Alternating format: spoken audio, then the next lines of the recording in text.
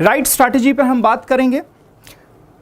थोड़ा सा मैं आपको बता दूं अपने बारे में, मेरा नाम पवन सिंह है और मैं पिछले 7-8 सालों से यूपीएससी की मेंटरिंग कर रहा हूं। आई हैव गिवन 3 इंटरव्यूज़ और इस फील्ड में मैं काफ़ी लंबे समय से काफ़ी स्टूडेंट्स से जुड़ा हुआ हूं, काफ़ी स्टूडेंट्स मेरे सिलेक्टेड भी हैं और इस फील्ड में मैं काफ़ी लंबे समय से काम कर रहा हूं।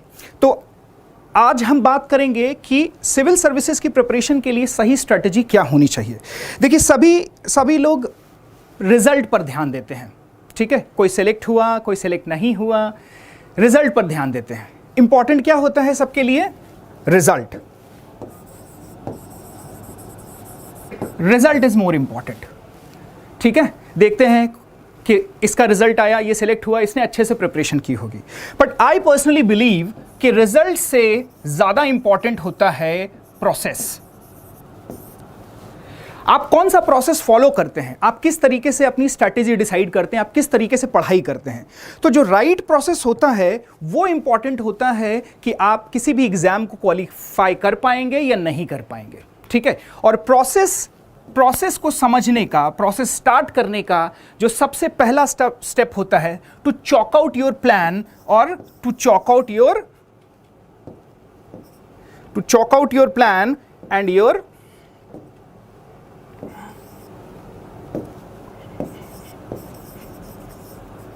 Plan and strategy. ठीक है, आपका प्लान स्ट्रैटेजी किस प्रकार की होनी चाहिए, इस पर बहुत हद तक निर्भर करता है कि आप सफल होंगे या असफल होंगे। देखिए, जहां तक सिविल सर्विसेज की बात करें या जितनी भी एडमिनिस्ट्रेटिव सर्विसेज हैं उनकी मैं बात करूं तो हमारे देश में 3 प्रकार की नेचर ऑफ ऑफिशियल सर्विसेज होती हैं। 3 प्रकार की नेचर ऑफ ऑफिशियल सर्विसेज हैं। कौन कौन सी? एक तो है जुडिशियल सर्विस, दूसरी है सिविल सर्विस और तीसरी है डिफेंस सर्विसेज। ये जो तीनों सर्विसेज हैं इनके एग्जामिनेशन अलग अलग होते हैं, ठीक है। सभी में ऑफिसर्स चुने जाते हैं पर तीनों के एग्जामिनेशन अलग होते हैं। मोर और लेस सब्जेक्ट भी थोड़ा सिमिलर होते हैं पर इन तीनों एग्जाम का नेचर जो है वो बिल्कुल अलग होता है, क्योंकि इन तीनों ऑफिसर्स का जो जॉब डिस्क्रिप्शन है, जो जॉब ड्यूटी है, वो बिल्कुल अलग है। अब जब जॉब ड्यूटी अलग है तो एग्जामिनेशन का नेचर भी अलग होगा और उन ऑफिसर के अंदर एक अलग तरीके का skill set, officer like qualities expect की जाएंगी, ठीक है।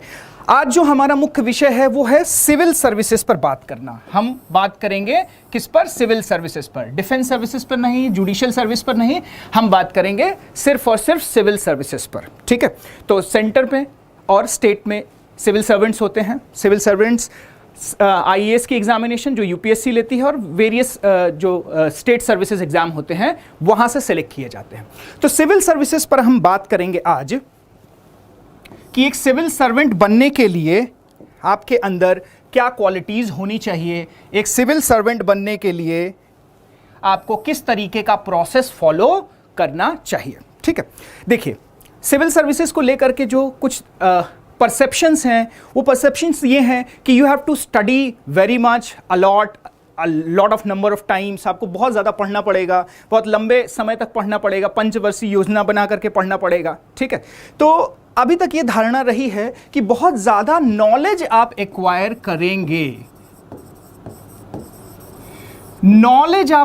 करेंगे, बहुत अधिक, तो उस नॉलेज के बेसिस पर ही आपका सिविल सर्विसेज में सिलेक्शन होगा, ठीक है। शायद अगर 2011 के पहले मैं सिविल सर्विसेज का पैटर्न देखूं तो ये बात अप्लाई भी होती थी कि वहां पर आपको बहुत ज़्यादा नॉलेज और बहुत ज़्यादा पढ़ने की ज़रूरत होगी सर्टेन सब्जेक्ट्स में, ठीक है।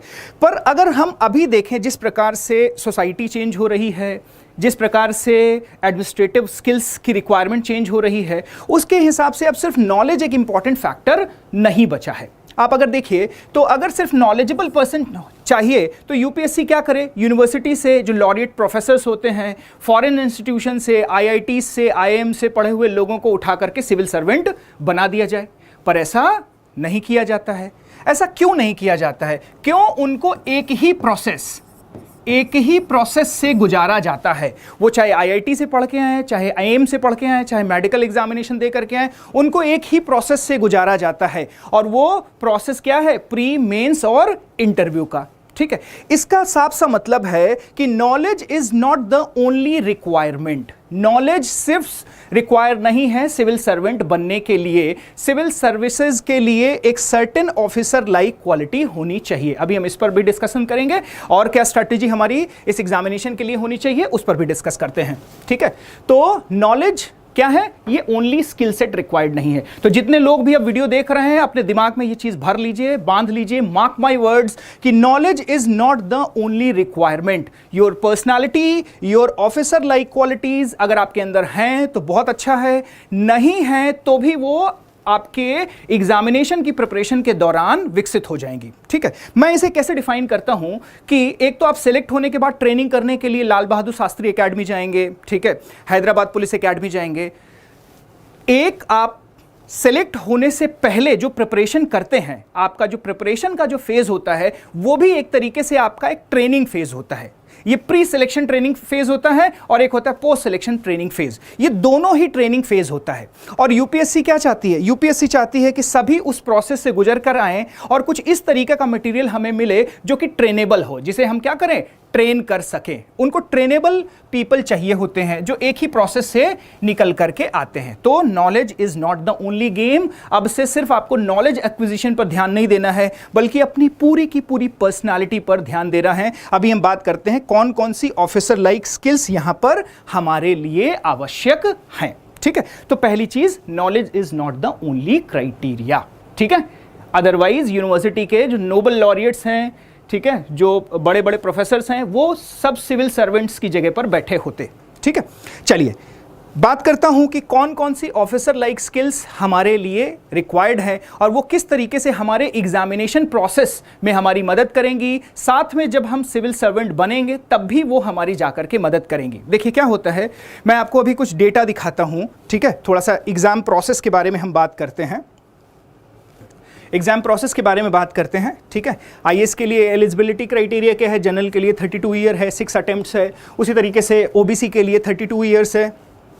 ओबीसी के लिए जो क्रीमी लेयर वाले हैं उनके लिए 32 ईयर्स है और जो नॉन क्रीमी लेयर है उनके लिए 35 ईयर्स है, 9 अटेम्प्ट्स है। इस तरीके से जो अटेम्प्ट का क्राइटेरिया है, एज रिलैक्सेशन है, वो इस तरीके से गवर्नमेंट नॉर्म्स के आधार पर दिया गया है। ठीक है, उसके अलावा अगर आप देखें तो एजुकेशन क्वालिफिकेशन में कोई भी व्यक्ति इस एग्जाम को दे सकता है जो ग्रेजुएट हो और 33% मार्क्स एटलीस्ट उसने ग्रेजुएशन में गेन की हो। इसका क्या निहितार्थ है? ठीक है, ये क्या सिंबलाइज कर रहा है? 33% मार्क्स, इतने में पास होने वाला, इतने में तो कॉर्पोरेट में भी सिलेक्शन नहीं लेते हैं। सभी जगहों पर 50%, 60%, 75% मार्क्स। दिल्ली यूनिवर्सिटी के तो एडमिशन में 95% मार्क्स, 99% मार्क्स। ठीक है, सेंट स्टीफेंस में चले जाइए 99% मार्क्स।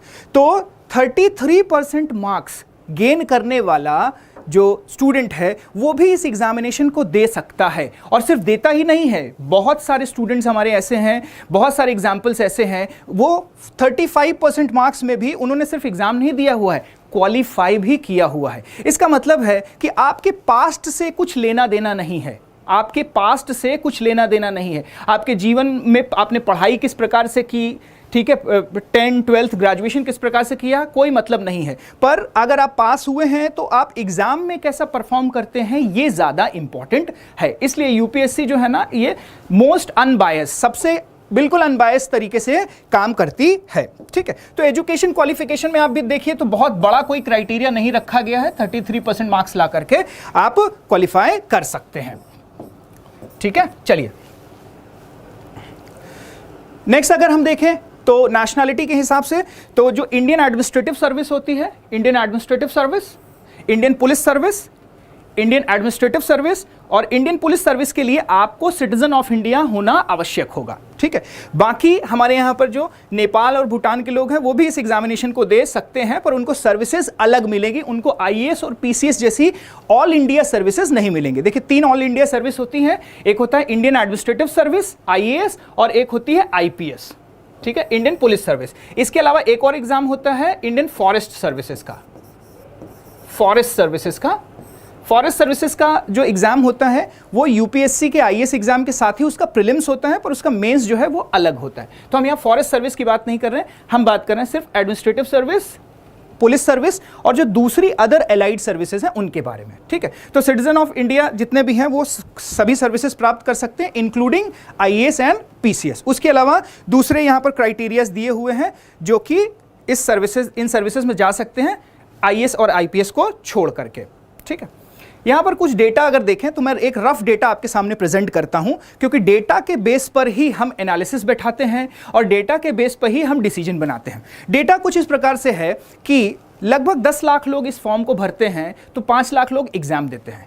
5 लाख लोग जो प्रीलिम्स एग्जामिनेशन देते हैं, अगर हम 2018 तक का जो हमारे पास डेटा है, इसमें लगभग 11 लाख लोगों ने अप्रॉक्सीमेटली फॉर्म भरा, 5 लाख लोगों ने लगभग एग्जाम दिया। ठीक है, और उसमें से करीब 15 से 16 हज़ार, ये यहाँ पे नंबर्स थोड़ा छिपा हुआ है, आप यहाँ से 15,000 के आसपास डेटा याद रखिए।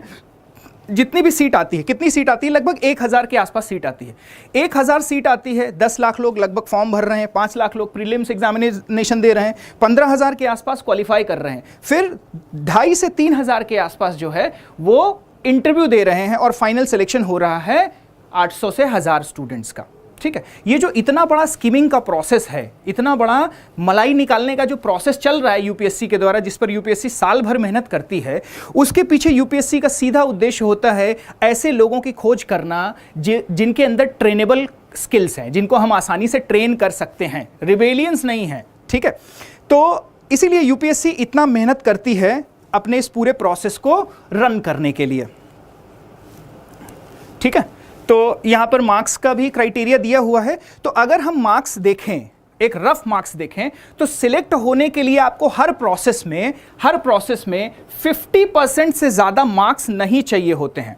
आपको हर प्रोसेस में 50% से ज्यादा मार्क्स, 50% से ज्यादा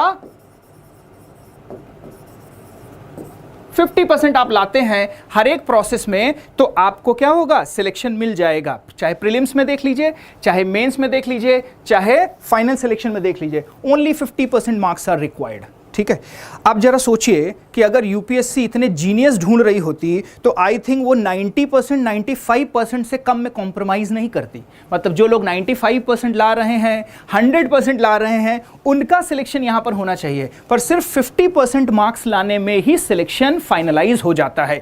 तो अब आप ये जान लीजिए, ये एग्जामिनेशन इतना मुश्किल नहीं है।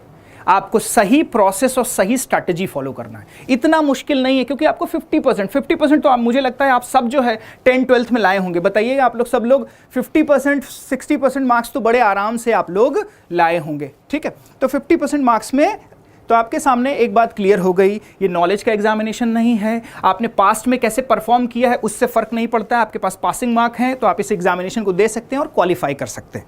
ठीक है, ये कुछ सर्विसेज हैं जो हमें मिलती हैं हमारे रैंकिंग के आधार पर। जैसे टॉप रैंकर्स जो होते हैं वो आईएएस आईपीएस, फिर वो अपनी सर्विस रैंकिंग का प्रेफरेंस भी डालते हैं, उनको आईएएस आईपीएस, फिर ये 2 ऑल इंडिया सर्विसेज हैं, ये सेंट्रल की ए ग्रुप वाली सर्विसेज हैं। ठीक है, ये बी ग्रुप वाली सर्विसेज, इसमें आप देख सकते हैं ऑडिट एंड अकाउंट सर्विसेज, ठीक है, corporate law services, defence account services, ठीक है, revenue services, ordnance factory services, postal services, ये तमाम जो है ना 16 अलग अलग प्रकार की सेंट्रल और बी ग्रुप की सर्विसेज यहाँ पर हैं। ये सभी सर्विसेज मिलती हैं आपकी रैंकिंग के अकॉर्डिंग। ठीक है, अगर हम एग्जामिनेशन का प्रोसेस देखें तो एग्जामिनेशन का प्रोसेस से आप काफ़ी सब लोग अवेयर ही होंगे। 2 पेपर जो होते हैं वो प्रीलिम्स एग्जामिनेशन में होते हैं, जनरल स्टडीज़ का और सीसैट का।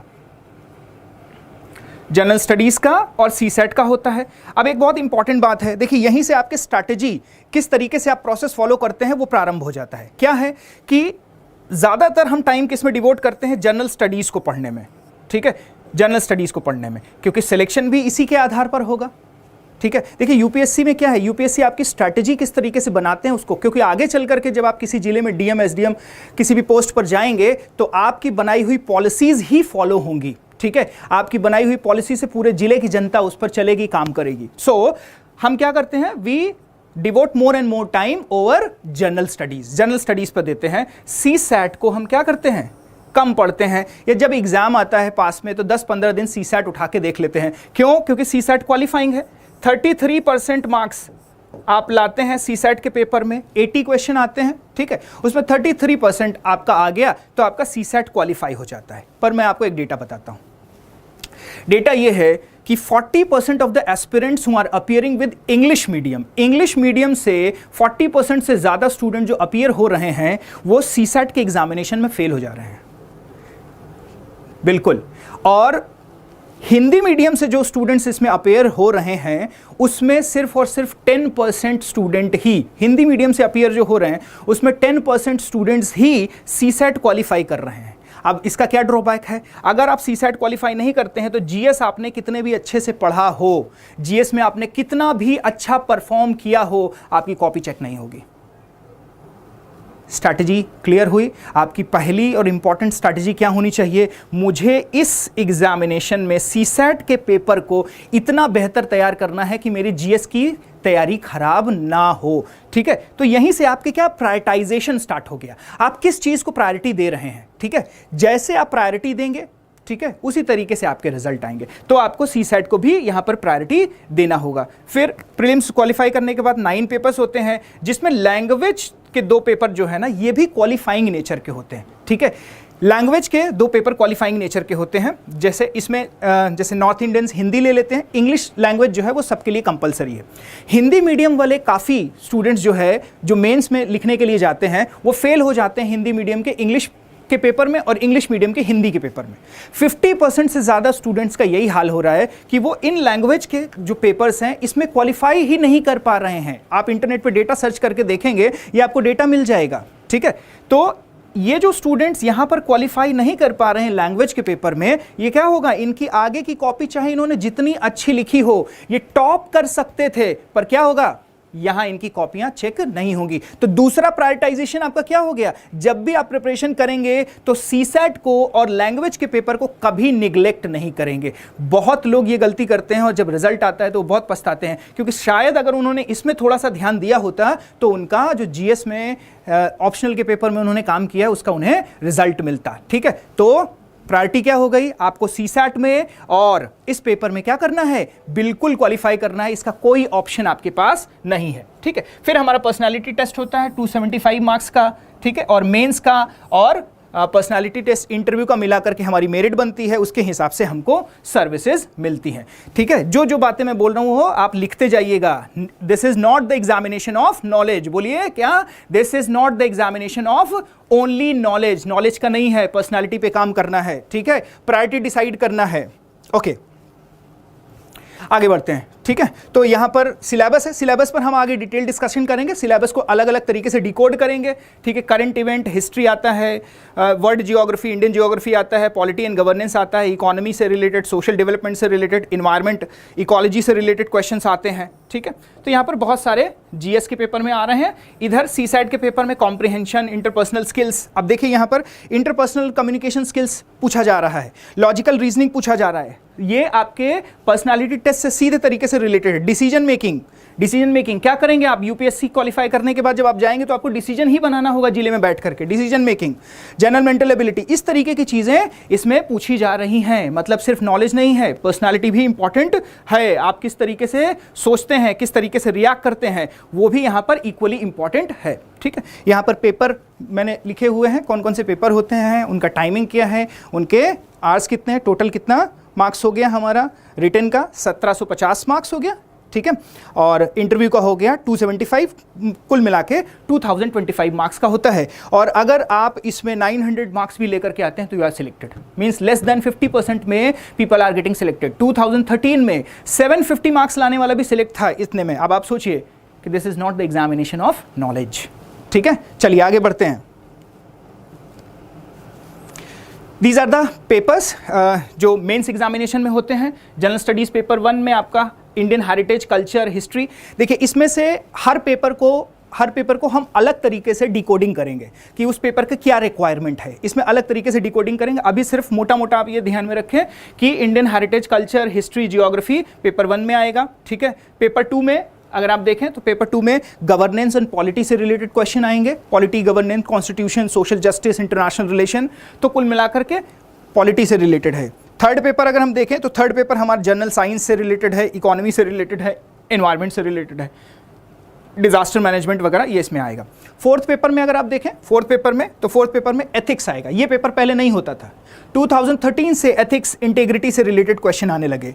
क्यों? क्योंकि चेक करना है कि जिसे हम सिलेक्ट कर रहे हैं what kind of personality he is, how he is going to govern the nation, ठीक है, वो किस तरीके से सरकार की पॉलिसी मेकिंग को इन्फ्लुएंस करने वाला है, ये आपके एथिक्स एंड इंटीग्रिटी के पेपर से जज होता है। इसका मतलब है कि अब रिक्वायरमेंट 2011 से पहले के सिविल सर्वेंट्स की अलग तरीके की रिक्वायरमेंट थी, अब जो सिविल सर्वेंट्स चाहिए वो अलग तरीके, इसीलिए ये सिलेबस में भी चेंज किया गया और इसी तरीके से हमको अपने पढ़ने की स्ट्रैटेजी में भी चेंज करना है।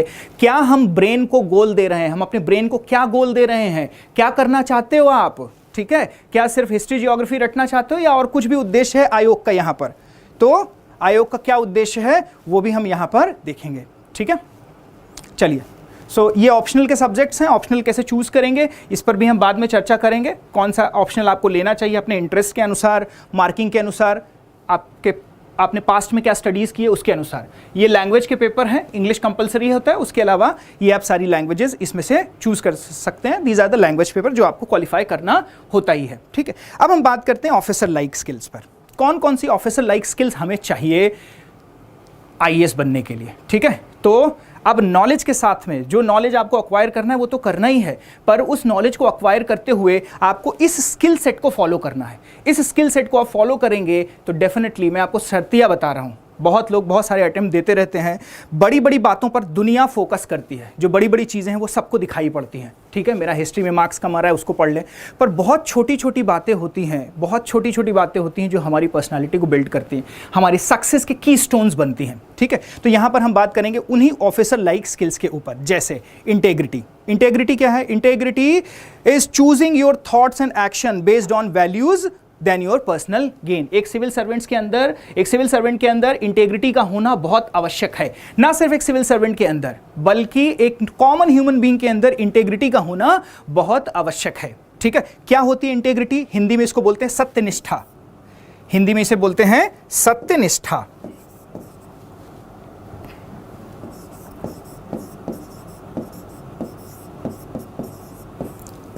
सत्यनिष्ठा, व्हाट इज इंटेग्रिटी? ठीक है, आप क्या करते हैं? You choose your action and thought. आप क्या करेंगे, किस तरीके से सोचेंगे, ये किस पर निर्भर करता है? पर्सनल गेन पर नहीं, वैल्यूज पर, मूल्यों पर आधारित होता है, ठीक है। तो हम देखते हैं कि इंटेग्रिटी क्या होती है। इंटेग्रिटी क्या होती है? इंटेग्रिटी होती है, ये जो वर्ड है ये बना हुआ है एक लैटिन वर्ड से, ठीक है, जिस लैटिन वर्ड इंटेग्रेटिस, ठीक है। तो इंटेग्रिटस में क्या होता है? होलनेस। इसका मतलब है integrity is the practice of being honest and showing consistent and uncompromising adherence to strong moral ethical principle and values, ठीक है। अनकॉम्प्रोमाइजिंग इसके अंदर क्या क्या आएगा? जिस तरीके से आप सोचते हैं, बिलीफ, जो आपका बिलीफ सिस्टम है, जिसमें आप बिलीव करते हैं, उसी हिसाब से डिसीजन है, उसी हिसाब से एक्शन है। गांधी जी ने एक बात कही थी, आपकी कथनी और करनी में अंतर नहीं होना चाहिए। सत्यनिष्ठा क्या है? आपकी कथनी और करनी में अंतर नहीं होना चाहिए, और आपकी कथनी और करनी आपकी मॉरल प्रिंसिपल और वैल्यूज पर बेस्ड होना चाहिए, ठीक है। तो आप मोटा मोटा क्या याद रखेंगे?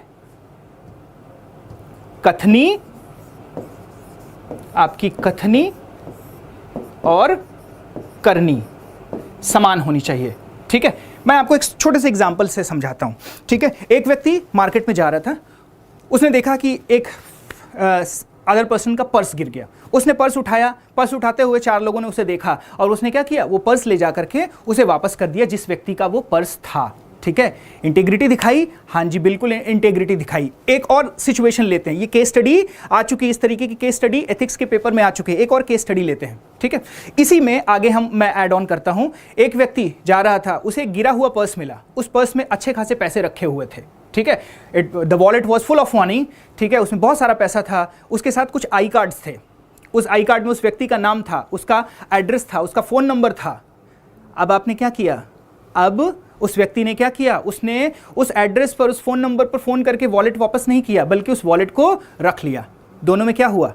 दोनों में क्या हो रहा है? एक वही व्यक्ति एक जगह पर इंटेग्रिटी दिखा रहा है, दैट इज सेलेक्टिव इंटेग्रिटी, ठीक है, यहां पर क्या है, सिलेक्टिव इंटेग्रिटी। आप क्या कर रहे हैं, आप जो है जब घर जा रहे हैं बड़ी सारी किताबें लेकर के जा रहे हैं, वहां पर पढ़ रहे हैं, दिखा रहे हैं कि हम बहुत सारा अध्ययन कर रहे हैं, वहीं जब अकेले में हैं तो चलो मूवी देख के आते हैं।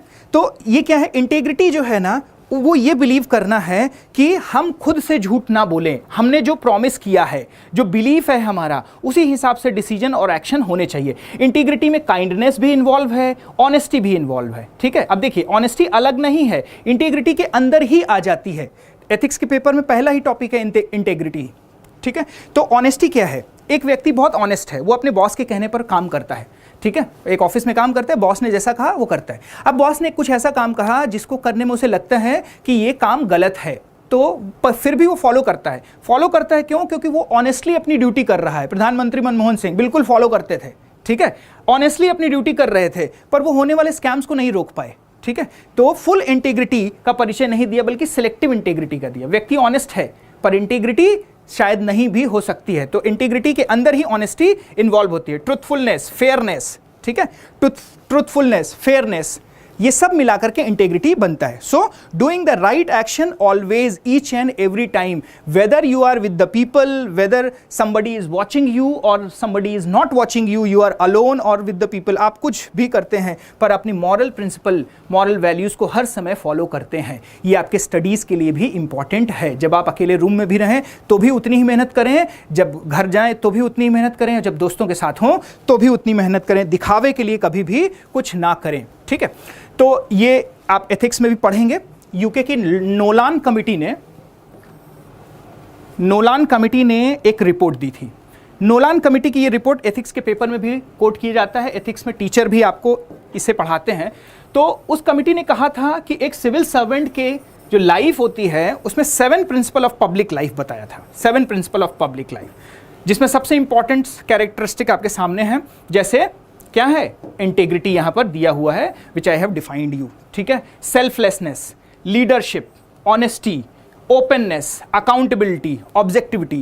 These are the 7 principles of public life of any civil servant. किसी भी सिविल सर्विसेज में क्या चाहिए? These 7 principles are very much required. ये चाहिए ही चाहिए। ठीक है, तो इसी में हम बात कर रहे हैं इंटेग्रिटी की।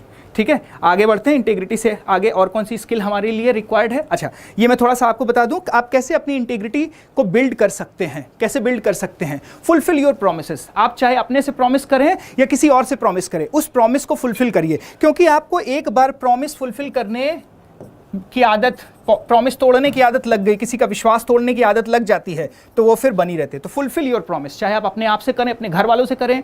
आप तैयारी कर रहे हैं, आपका अपने आप से कमिटमेंट है। क्या कमिटमेंट है? मैं क्वालिफाई करके दिखाऊंगा, तो प्लीज क्वालिफाई करके दिखाइए, किसी और के लिए नहीं। समझ रहे हैं? एक वो ऐसा मत समझिएगा कि किसी ने आपका दिल तोड़ा तो ही आप IAS बनेंगे, हैं? ठुकरा के मेरा प्यार मेरा इंतकाम देखेगी, वो वाला काम नहीं करना है। अपने लिए अपना प्रॉमिस फुलफिल करना है। Be sure before you make a commitment. Commitment करने से पहले सोच लीजिए कि आप इस कमिटमेंट को फुलफिल कर सकते हैं या नहीं है। और फिर एक बार मैंने कमिटमेंट कर दी तो मैं अपने आप की भी नहीं सुनता। ठीक है, ये बात याद रखिएगा। Get comfortable with saying no. किसी को भी नो कहने की आदत डाल लीजिए। नो कहना बहुत मुश्किल काम है। आप ट्राई करके देखिएगा, आप लोग नो नहीं कह पाते हैं। क्यों नहीं कह पाते हैं? आपको लगेगा कि सामने वाला उससे दुखी हो जाएगा, ठीक है, वो उससे हमारा रिलेशन खराब हो जाएगा। पर ये जरूर देखिए अपने स्टडी में, खासकर अपने स्टडीज टाइम में ये जरूर देखिएगा कि आप अगर नो नहीं बोल रहे हैं तो आपका बहुत सारा टाइम जो है ना वो क्या हो जा रहा है, किल हो जा रहा है। आप घूमने के लिए बोला, चलो ठीक है बाद में पढ़ लेना यार, अभी घूम लेते हैं, ठीक है, अभी थोड़ा सा मूवी देख के आ जाते हैं, एंटरटेनमेंट कर लेते हैं, तो क्या होगा? नो कहना नहीं आएगा तो आप अपना प्रिपरेशन के दौरान आप अपना बहुत सारा टाइम जो है ना वो क्या करेंगे? बर्बाद कर देंगे। इसलिए नो कहने से हिचकिचाइए मत। शो सिंपैथी और एम्पैथी टुवर्ड्स अदर। अभी ये मैं सिंपैथी और एम्पैथी पर डिटेल में बात करूंगा। दूसरों के प्रति सिंपैथी और एम्पैथी दिखाइए। Avoid people who lack of integrity. ऐसे लोगों से दूर रहिए जो हमेशा छोटे छोटे बातों पर झूठ बोलते हैं, ठीक है, अपने कमिटमेंट को फुलफिल नहीं करते हैं। उन लोगों से दूर रहिए, क्योंकि वो आपको ऐसा ही करने के लिए मोटिवेट करेंगे, वो आपको ऐसा ही बिहेवियर फॉलो करने के लिए कहेंगे। इसीलिए ऐसे लोगों के साथ रहिए जैसा आप बनना चाहते हैं, ठीक है।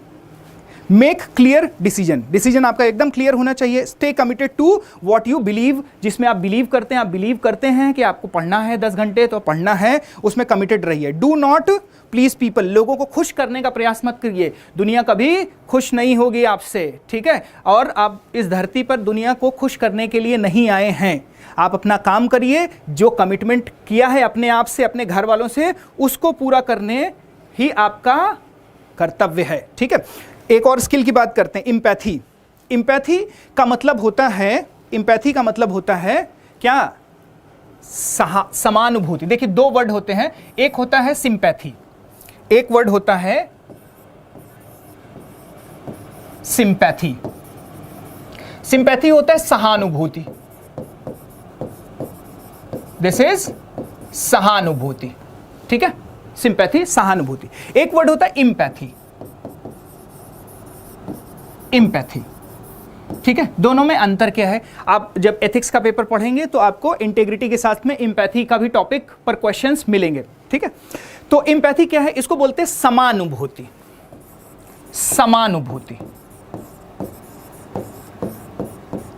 This is called समानुभूति। अब दोनों में अंतर क्या है, थोड़ा सा इस बात को समझते हैं। Empathy is a capacity to understand और feel what other person experiencing from within their frame of reference, that is the capacity to place ourselves।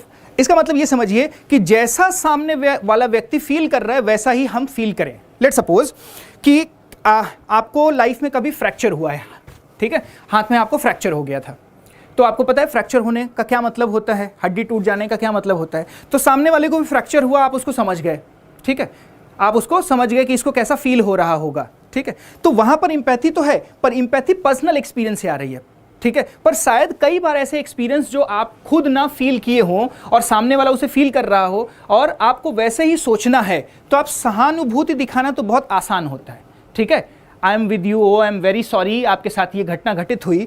Empathy में क्या आप करते हैं? आप उसके जैसी फीलिंग जनरेट करते हैं अपने अंदर। तो एक सिविल सर्वेंट, जब आप एक कुर्सी पर बैठेंगे, सिविल सर्वेंट बनेंगे, तो आपके सामने बहुत सारे केसेस आएंगे। बीइंग आईपीएस ऑफिसर, मेरे बहुत सारे फ्रेंड आईपीएस ऑफिसर हैं, और इस तरीके के केसेस आते हैं कि केसेस सुन करके ही आप हिल जाएंगे कि ऐसा भी कैसे ह्यूमन बीइंग कर सकता है। बहुत सारे न्यूज़ में केसेस रहते हैं, आप देख सकते हैं, ठीक है। तो वहाँ पर आपको उनकी फीलिंग्स को समझना है, ठीक है, उनकी फीलिंग्स को दबाना नहीं है। जैसे एक बच्चे ने कहा, एक बच्चा गिर गया, रोने लगा, उसको चोट लग गई, माँ बाप ने क्या बोला? अरे अरे चुप हो जाओ, कुछ नहीं हो, कुछ नहीं, चींटी मर गई। भैया चींटी नहीं मरी है, नहीं मरी है चींटी। आप क्या कर रहे हैं? आप उस बच्चे की फीलिंग को दबाने का कोशिश कर रहे हैं। वो ये सोचेगा गिरने से कोई फर्क नहीं, मुझे रोना नहीं चाहिए, मर्द को दर्द नहीं होना चाहिए।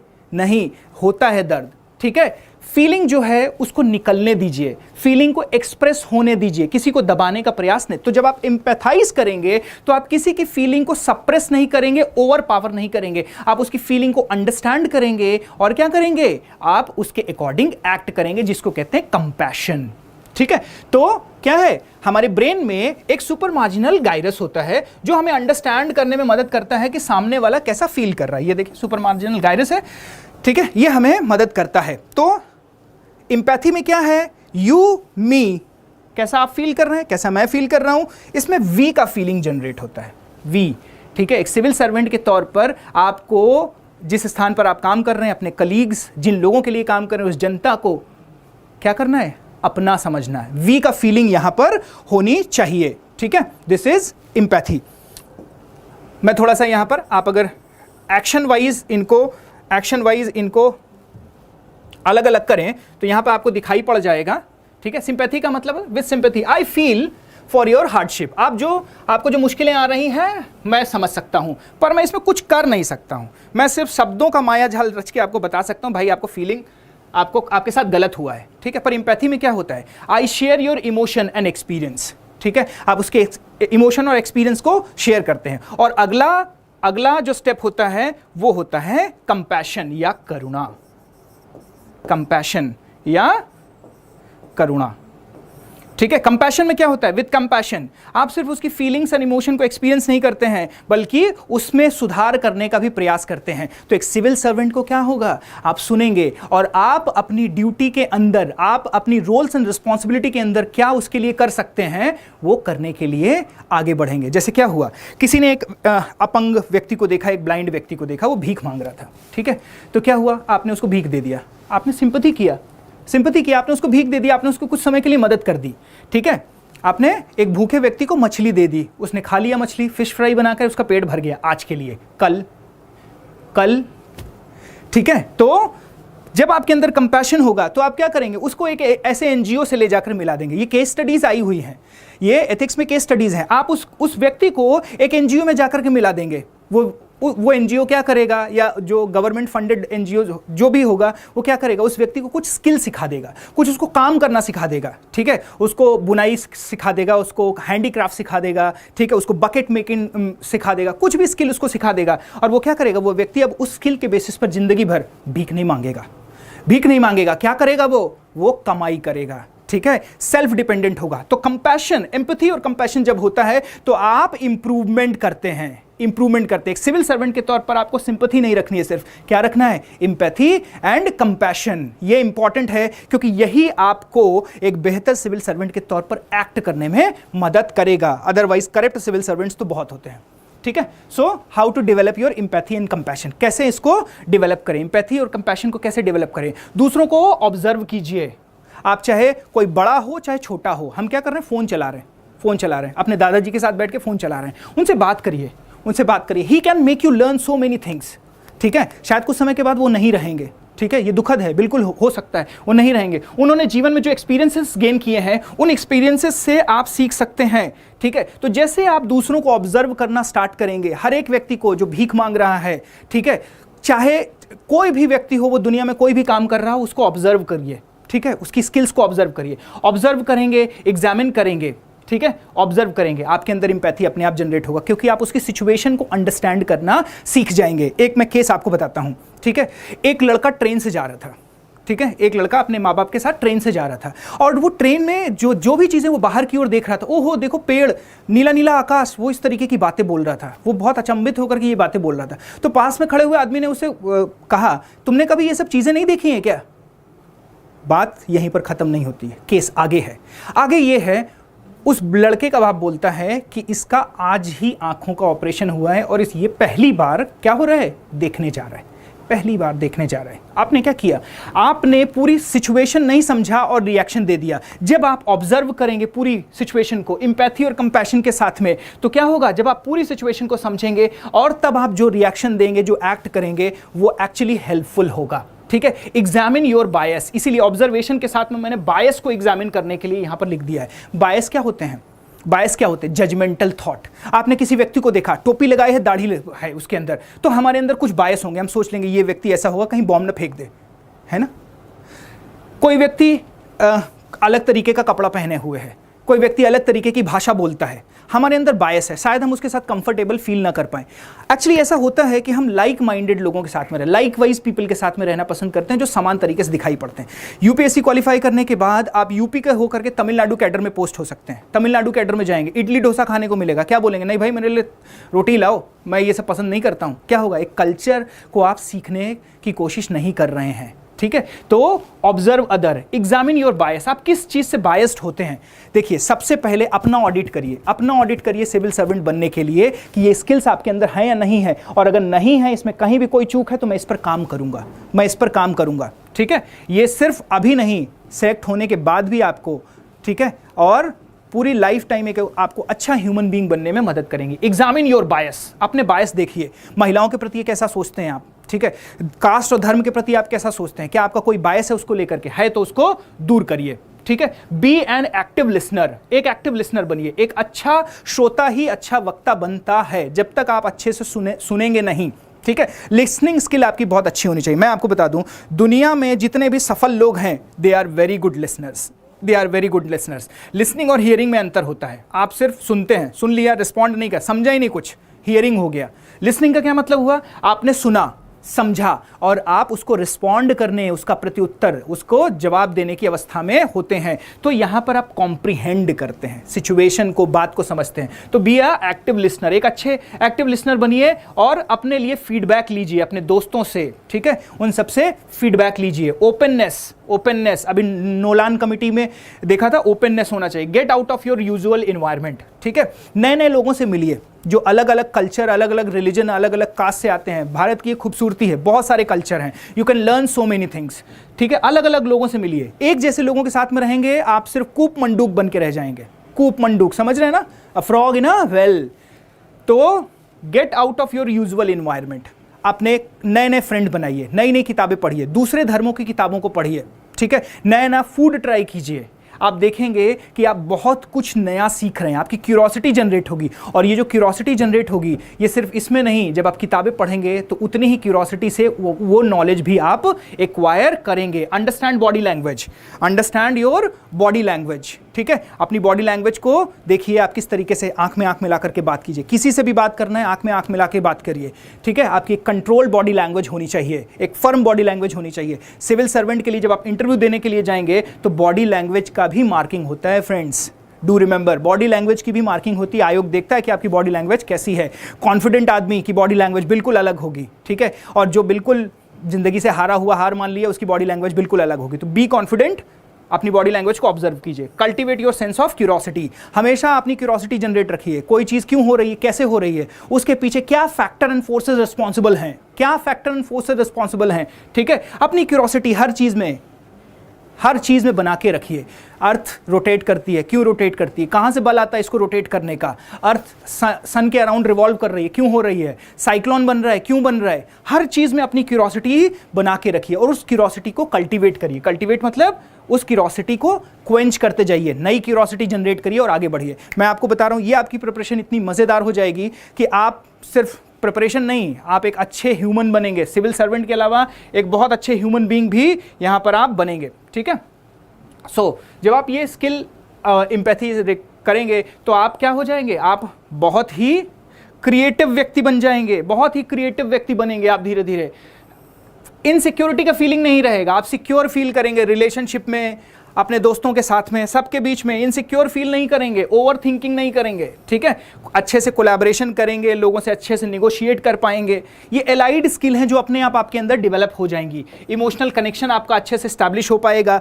अलग अलग रिलीजन के लोगों के साथ में, अलग अलग कास्ट के लोगों के साथ में आपके बायसेस जो हैं दूर होंगे, ठीक है। लोगों की ज़रूरतों को समझ करके, एक सिविल सर्वेंट के तौर पर भी, एक कॉमन ह्यूमन बीइंग के तौर पर लोगों की ज़रूरतों को समझ करके, चाहे वो किसी प्रकार की भी ज़रूरतें हों, इमोशनल रिक्वायरमेंट्स है उसको भी समझ करके उसको फुलफिल कर पाएंगे, ठीक है। तो ये एलाइड मतलब उससे जुड़ी हुई क्वालिटीज़ हैं वो भी ऑटोमेटिकली आपकी डेवलप होती चली जाएंगी, ठीक है। नेक्स्ट स्किल देखते हैं, लीडरशिप। बहुत ज़रूरी है लीडरशिप एक सिविल सर्वेंट बनने के लिए, ठीक है। लीडर क्या होता है, a leader is the one who knows the way, goes the way and shows the way, ठीक है।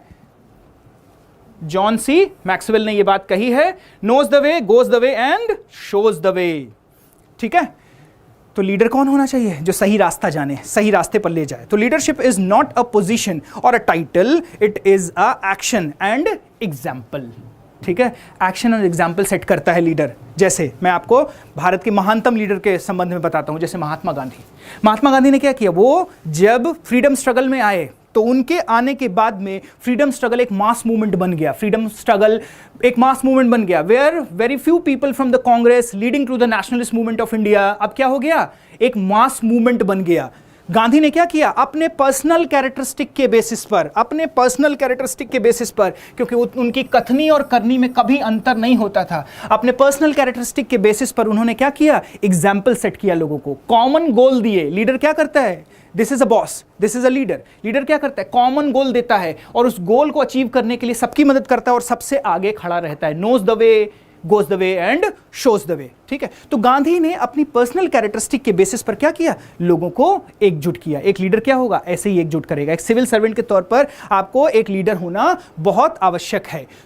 एक लीडर जो होता है वो पर्सनल कैरेक्टरिस्टिक के बेसिस पर create progressive path towards common purpose. एक कॉमन पर्पस, गांधी का कॉमन पर्पस क्या था, इंडिया को फ्रीडम दिलाना। उन्होंने पाथ क्रिएट किया और उस पाथ पर चलने के लिए लोगों को गोल दिया, ठीक है।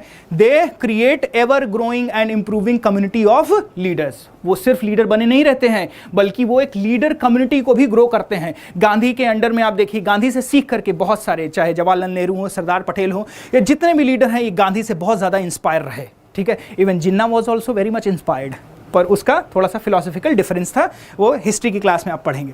तो लीडर क्या होता है, वो कम्युनिटी को इंप्रूव करता है, सबको लीडरशिप देता है। तो क्लियर कम्युनिकेशन होता है लीडर का। लीडर के अंदर क्या होता है, क्लियर कम्युनिकेशन होता है, अच्छे एग्जाम्पल सेट करता है, इनकरेज करता है सबको, क्लियर गोल होते हैं, सबको रिकॉग्नाइज करता है अपने काम के लिए, इंस्पायर करता है, इंटेग्रिटी होती है उसके अंदर, अपने टीम पर फोकस करता है, उसका विजन होता है ये, ठीक है। तो क्या होता है, लीडर पर्सनल कैरेक्टरिस्टिक के बेसिस पर लोगों को इंस्पायर करता है। Take the example of Rahul Gandhi. वो पर्सनल कैरेक्टरिस्टिक के बेसिस पर लीडर नहीं है, बल्कि पोजिशनल कैरेक्टरिस्टिक। लीडर के दो कैरेक्टरिस्टिक होते हैं, पर्सनल कैरेक्टरिस्टिक के बेसिस पर एंड पोजिशनल कैरेक्टरिस्टिक के बेसिस पर। Positional, I am not criticising anybody, इसको पर्सनल नहीं लेंगे, मैं किसी को क्रिटिसाइज नहीं कर रहा हूं, मैं सिर्फ ये बोल रहा हूं पोजिशनल कैरेक्टरिस्टिक के बेसिस पर।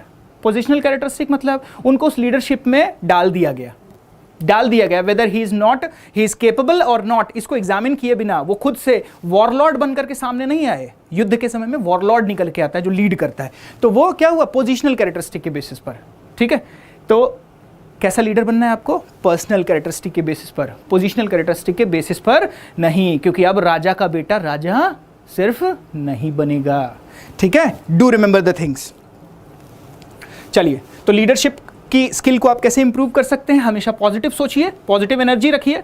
प्रोएक्टिव मतलब किसी काम में खुद से ही, उसको कहा ना जाए, वो खुद से ही बढ़ चढ़ करके उस काम को करे। डेलीगेट टास्क, अपने काम को क्या करे, अपने सबऑर्डिनेट्स के बीच में डेलीगेट करे, उनको काम दे, ठीक है।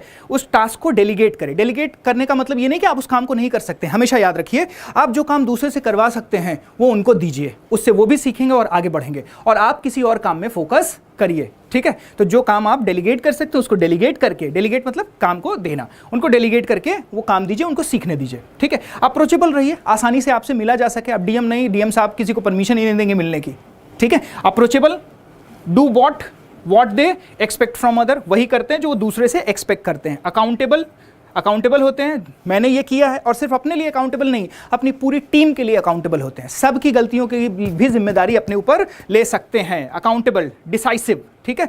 डिसीजन जो होता है वो एकदम क्लियर होता है उनका, कोई डिलेमा नहीं होता है, एम्बिगिटी नहीं होती है। ऑलवेज लर्न एंड इंप्रूव, हमेशा सीखते हैं और आगे बढ़ते हैं, ठीक है। तो ये क्वालिटीज जो है ना, आपको एक अच्छा लीडर बनने में मदद कर सकती हैं। ये क्वालिटीज लिखते जाइएगा और अपने अंदर अपना ऑडिट करिए, सेल्फ ऑडिट करके देखिए कि मेरे अंदर इसमें से कौन कौन सी क्वालिटी है। नहीं भी कोई बात नहीं, आप जो प्रिपरेशन करेंगे, जो एजुकेशन, जो सिलेबस पढ़ेंगे, उस सिलेबस से आपके अंदर अपने आप ये क्वालिटीज आएंगी। नहीं आएंगे तो दोस्त सेलेक्ट नहीं होंगे, आ जाएगी तो सेलेक्ट हो जाओगे, ठीक है। तो कुछ ना कुछ आपको यहाँ पे देखना है। पैशनेट, अगली क्या है, पैशनेट का मतलब क्या होता है, आप किसी काम को करने के लिए, जैसे आपने तैयारी का ठाना है, तो अगर आप सिविल सर्वेंट बनना चाहते हैं, आपने तैयारी सोच लिया है, तो क्या होगा, आप उसके लिए उत्साही रहें। पैशनेट को बोलते हैं हिंदी में उत्साही, पैशनेट रहिए, ठीक है। स्ट्रॉन्ग फीलिंग ऑफ बिलीफ, मुझे ये करना है, मैंने ठान लिया है तो मुझे करना ही है, और ये मैं कर सकता हूं, दुनिया की कोई ताकत जो है इसके लिए मुझे रोक नहीं सकती है। So do it with passion और नॉट एट ऑल, करना है तो पैशन के साथ करिए, वरना करने की जरूरत नहीं है। किसी ने कंपल्शन नहीं किया है कि उठा के पाकिस्तान भेज देंगे आपको, ठीक है। तो जो डिसाइड करिए, खुद से डिसाइड करिए और उसको करके दिखाइए, तभी लोग आप में बिलीव करेंगे, सिस्टम आप में बिलीव करेगा, आयोग आप में बिलीव करेगा और आपको सेलेक्ट करेगा, ठीक है। तो staying passionate about your work, क्या है, don't be afraid of taking risk लेने से डरिए मत। बहुत लोग अपनी अच्छी खासी जॉब को, I was working in MNC की जॉब को छोड़ करके मैंने सिविल सर्विसेज की प्रिपरेशन स्टार्ट की, ठीक है। तो don't be afraid of taking risk, keep passionate company, ऐसे लोगों की कंपनी में रहिए, ऐसे लोगों जो खुद भी लाइफ में कुछ करना चाहते हैं, नया अचीव करना चाहते हैं, उनकी कंपनी में रहिए, ठीक है। ऑलवेज हैव इंटीग्रिटी, इसके बारे में हम बात कर चुके हैं। बिल्ट नीडेड स्किल, आप गिटार सीखना चाहते हैं, तो गिटार सीखने के लिए क्या चाहिए, सबसे पहले चाहिए गिटार।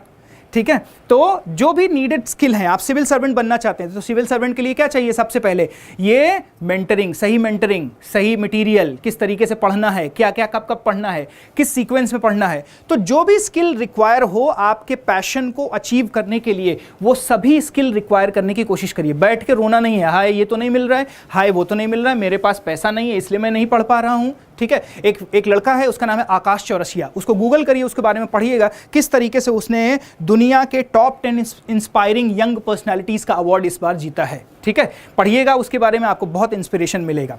बिल्ड नीडेड स्किल जो आपको अपना पैशन अचीव करने के लिए चाहिए, उन पर काम कीजिए। एम्ब्रेस द चैलेंजेस, जो भी चैलेंजेस सामने आए, ठीक है, आप कहीं भी प्रिपरेशन करने के लिए जाते हैं, ठीक है, मुखर्जी नगर आए, कहीं पर भी गए, ठीक है, चैलेंजेस क्या है? कमरा बहुत महंगा है, बहुत अच्छे से अच्छा नहीं मिल रहा है, खाना अच्छा नहीं है, चैलेंजेस को फेस करिए। ठीक है, किसी प्रकार की डिफिकल्टी आए, पैशन फॉलो करना है, ये मेरी प्रायोरिटी है, बाकी मैं संभाल लूंगा। ठीक है, फाइंड एलाइज एंड मेट्स। ठीक है, अपने पैशन को फॉलो करने के लिए, उसको अचीव करने के लिए फाइंड एलाइज एंड मेट। आपके प्रिपरेशन वालों के लिए बता दूं, जैसे बहुत सारी मैगजीन्स आती थी, योजना, कुरुक्षेत्र है, डाउन टू अर्थ है, EPW है, इस तरीके की तमाम मैगजीन्स आती थी। हम लोग पर्सनली अपने ग्रुप में क्या करते थे, हमारा जो ग्रुप था उसमें एक मैगजीन सबके लिए, पहले इतना कंटेंट नहीं मिलता था कि सभी जगहों पर यूट्यूब पर अवेलेबल है सब कुछ, ऐसा नहीं था। तो हम अपना ग्रुप बनाते थे, ग्रुप स्टडी, 4-5 लोगों का, एक मैगजीन सब में, कि तुम ये मैगजीन तैयार करोगे, तुम ये मैगजीन तैयार करो, और after that we will comprise our knowledge. हम अपने नॉलेज को एक दूसरे को शेयर कर लेंगे। इससे क्या होता था, हमारा टाइम बचता था। सही मेंटरशिप, सही एलाइज, सही फ्रेंड आपको हमेशा मदद करेंगे अपने टारगेट को अचीव करने में। ठीक है, तो पैशनेट बने रहने के लिए ये चीज़ आपको बहुत ज़रूरी है। अगली स्किल क्या होनी चाहिए एक प्रिपरेटरी और एक सिविल सर्वेंट की? ठीक है, परसिवरेंस, आप फॉलो करते रहिए। ठीक है, persistent in doing something despite difficulties और डिले, आप उसको फॉलो करते रहें। ठीक है, मैं रुकूंगा नहीं। जैसे आप इस पौधे को देखिए, इसने एक पत्थर को भी तोड़ करके बाहर अपनी जगह बना ली है। तो don't be afraid to fail. ठीक है, फॉलो करते रहिए। बी 1% बेटर एवरी डे, हमेशा सोचिए कि मैं आज किस तरीके से बेहतर किया है, आज मैंने क्या सोचा है। Every day when you go to your bed, think that what you have learned. If you learn something, pat your back, अपनी पीठ थपथपाइए कि आज मैंने कुछ सीखा है, मैं 1% 2% आगे बढ़ा हूं अपनी प्रिपरेशन में। ठीक है, तो परसिवरेंस, 1% बेटर होते जाइए। ठीक है, बिगिन टू टेक रिस्क, ये मैं आपसे डिस्कस कर चुका हूं। Keep your goal in your mind, हमेशा अपना गोल अपने दिमाग में रखिए। Build a network of support, अपने पीयर्स, कलीग, अपने मेंटर्स का एक अच्छा ग्रुप बनाइए जो आपको सपोर्ट करे आपके गोल्स अचीव करने में। Discipline, what is discipline? This is very much important. Discipline जो है वो आपकी प्रिपरेशन के लिए बहुत इंपॉर्टेंट है। क्या है discipline? Discipline is a bridge between goal and accomplishment. दोनों में अंतर क्या है? आप सपना देखते हैं मैं सिविल सर्वेंट बन जाऊं, कब बनूंगा पता नहीं, कब बनेंगे पता नहीं। तो जब आप अपने गोल में डेट डाल देते हैं, 2021 इज माई ईयर, ये मेरा साल है। ठीक है, जब आप अपने गोल में डेट डाल देते हैं, ठीक है, वो अकम्प्लिशमेंट बनने की तरफ आगे बढ़ जाता है, उसको अचीव कर लेते हैं, अकम्प्लिश कर लेते हैं आप। ठीक है, तो सपने को, अपने लक्ष्य में क्या करिए, डेट डालिए, नहीं तो वो हमेशा क्या रहेगा, सपना ही रहेगा, वो हमेशा सपना ही बना रहेगा, कभी भी अकम्प्लिशमेंट नहीं बन पाएगा। और किसी भी चीज़ को अकम्प्लिश करने के लिए डिसिप्लिन का होना बहुत ज़रूरी है। डिसिप्लिन से स्टडी, आप 10 घंटे पढ़ने का बनाया है, आपने नहीं हो पा रहा है, 6 घंटे कर लीजिए, टाइम टेबल छोटा कर लीजिए, पर जरूर फॉलो करिए। ठीक है, उसको जरूर फॉलो करिए। सो द वर्ड डिसिप्लिन, ये किससे बना है? डिसिप्लिन जो है इसका मतलब क्या होता है? इसका मतलब होता है टू लर्न। डिसिप्लिन का मतलब होता है टू लर्न। ठीक है, इसका मतलब सीखना। आप डिसिप्लिन देखिए, बहुत छोटी छोटी चीज़ें हैं। आप रेड लाइट फॉलो करते हैं, डिसिप्लिन है। जब आप देखिए, एक व्यक्ति जैसा एक जगह पर बिहेव करता है, सब कॉन्शियस माइंड से वो दूसरी जगह पर भी वैसा बिहेव करता है। अगर आप रेड लाइट पर रेड लाइट फॉलो कर रहे हैं, डिसिप्लिन फॉलो कर रहे हैं, कॉन्स्टिट्यूशन लॉज, एक लॉ अबाइडिंग सिटीजन है, इनको फॉलो कर रहे हैं, ठीक है, तो वो भी आप डिसिप्लिन में काम कर रहे हैं, आप अपना ड्यूटी पे कर रहे हैं, एक अच्छे सिटीजन होने का आप रोल प्ले कर रहे हैं। तो एज एन एस्पिरेंट आपको क्या करना है? डिसिप्लिन के साथ में स्टडी करना है। एक दिन 15 घंटे पढ़ लिया, 2 दिन सो गए, ठीक है, ये काम नहीं करना है। देखिए, मैं आपको एक छोटा स्टोरी सुनाता हूँ। कभी भी अपनी प्रिपरेशन को बर्डन मत समझिए, कभी भी अपने प्रिपरेशन को बर्डन मत समझिए। देखिए, 3 व्यक्ति पत्थर तोड़ रहे थे, ठीक है, पत्थर तोड़ रहे थे। एक आदमी आया, उनसे पूछा कि व्हाट आर यू डूइंग, क्या कर रहे हैं आप लोग ये, ठीक है। तो एक व्यक्ति ने कहा मैं पत्थर तोड़ रहा हूं। क्यों तोड़ रहे हो? पैसा मिलेगा, घर ले जाएंगे। परिवार का पेट भरेंगे, ठीक है। He is earning bread and butter for his family. गलत कर रहा है? नहीं कर रहा है, बिल्कुल सही कर रहा है। वो भी एक राष्ट्रवादी व्यक्ति है, अच्छे से अपना परिवार पाल रहा है मेहनत करके। एक व्यक्ति क्या कर रहे हैं, ठीक है, दूसरे व्यक्ति से पूछा गया कि व्हाट आर यू डूइंग, ठीक है, आप क्या कर रहे हो? उसने कहा कि मैं पत्थर तोड़ रहा हूँ। अच्छा, क्यों पत्थर तोड़ रहे हो? मैं पत्थर इसलिए तोड़ रहा हूँ कि मेरे घर में मेरा बेटा बीमार है, उसके इलाज के लिए मुझे पैसा चाहिए, इसलिए आज मैं पत्थर तोड़ रहा हूँ। तीसरे व्यक्ति से पूछा गया कि आप क्या कर रहे हो? उसने कहा मैं मंदिर निर्माण कर रहा हूँ। क्या बना रहा हूँ? मैं मंदिर बना रहा हूँ। इससे जो मेरा कंट्रीब्यूशन है उससे क्या होगा? उस कंट्रीब्यूशन से एक मंदिर का निर्माण होगा। यहाँ पर लोग आएंगे, ठीक है, ईश्वर के सामने उनकी आकांक्षाएं, उनकी इच्छाएं पूरी होंगी, उनके एस्पिरेशंस पूरे होंगे। तो फर्क क्या है? तीनों सही काम कर रहे हैं, तीनों सही जवाब दे रहे हैं, पर अंतर किस में है? अंतर है उनके the way they are thinking, the way they are perceiving their goals, अपने गोल को कैसे परसीव कर रहे हैं, ठीक है। तो उसी प्रकार से जब आप एडमिनिस्ट्रेटिव सर्विसेज की तैयारी करते हैं तो समझिए कि आप क्या बनना चाहते हैं। आप सिविल सर्वेंट बनना चाहते हैं जो इस देश में कंट्रीब्यूशन करेगा और इस देश को वैसा बनाएगा जैसा वो अपनी फ्यूचर जनरेशन को देना चाहता है।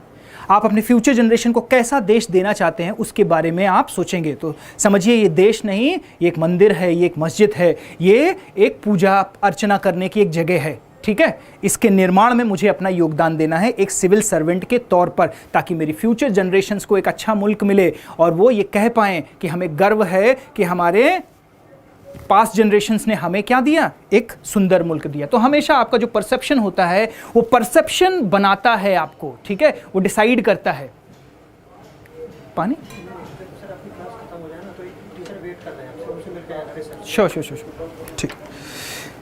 ठीक है। तो आपका जो परसेप्शन है अपने गोल के प्रति वो इंपॉर्टेंट है। जबरदस्ती में तैयारी मत करिए। आप जबरदस्ती तैयारी कर रहे हैं, नहीं, जबरदस्ती मत तैयारी कि किसी ने बोला, ठीक है, आपके गर्लफ्रेंड ने बोला कि यूपीएससी क्वालिफाई करोगे तभी शादी होगी, मुझे नहीं करना है यूपीएससी तो मैं नहीं करूंगा, ठीक है। तो हमेशा अपने आप से पूछिए, ये मैं सिर्फ प्रिपरेशन की बात नहीं कर रहा हूँ, जिंदगी के हर एक फेज में, लाइफ के हर एक फेज में आपको ये करना है। तो डिसिप्लिन के साथ में आप अपना गोल फॉलो करेंगे, डेफिनेटली आप उसको अचीव करेंगे, ठीक है।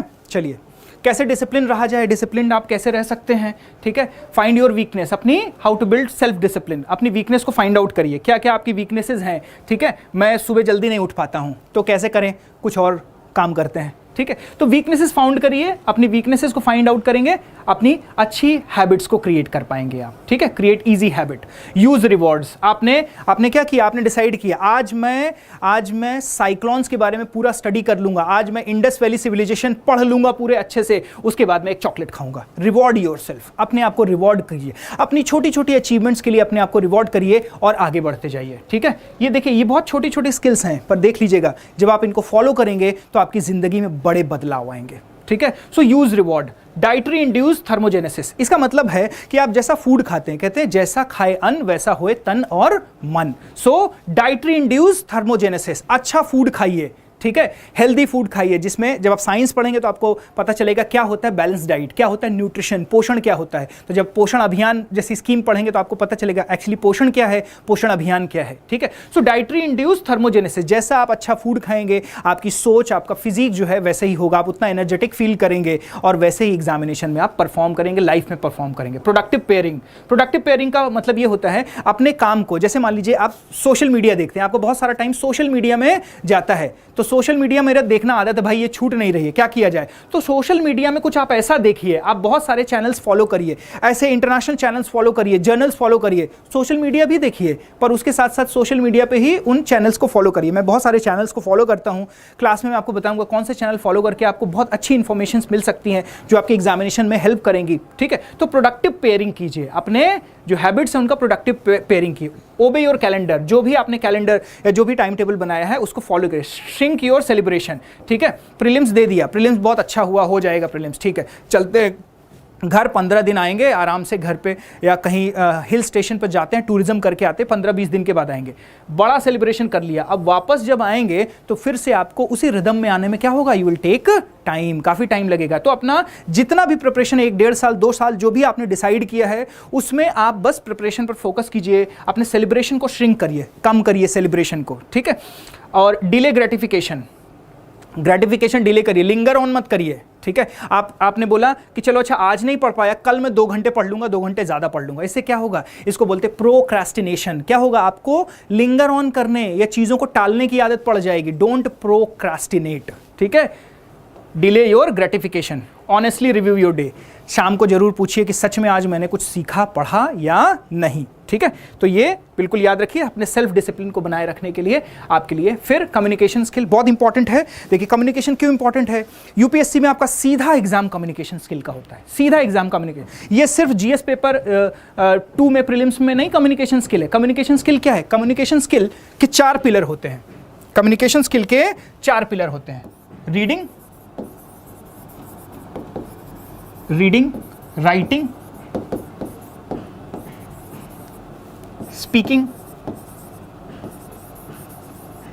Speaking and listening.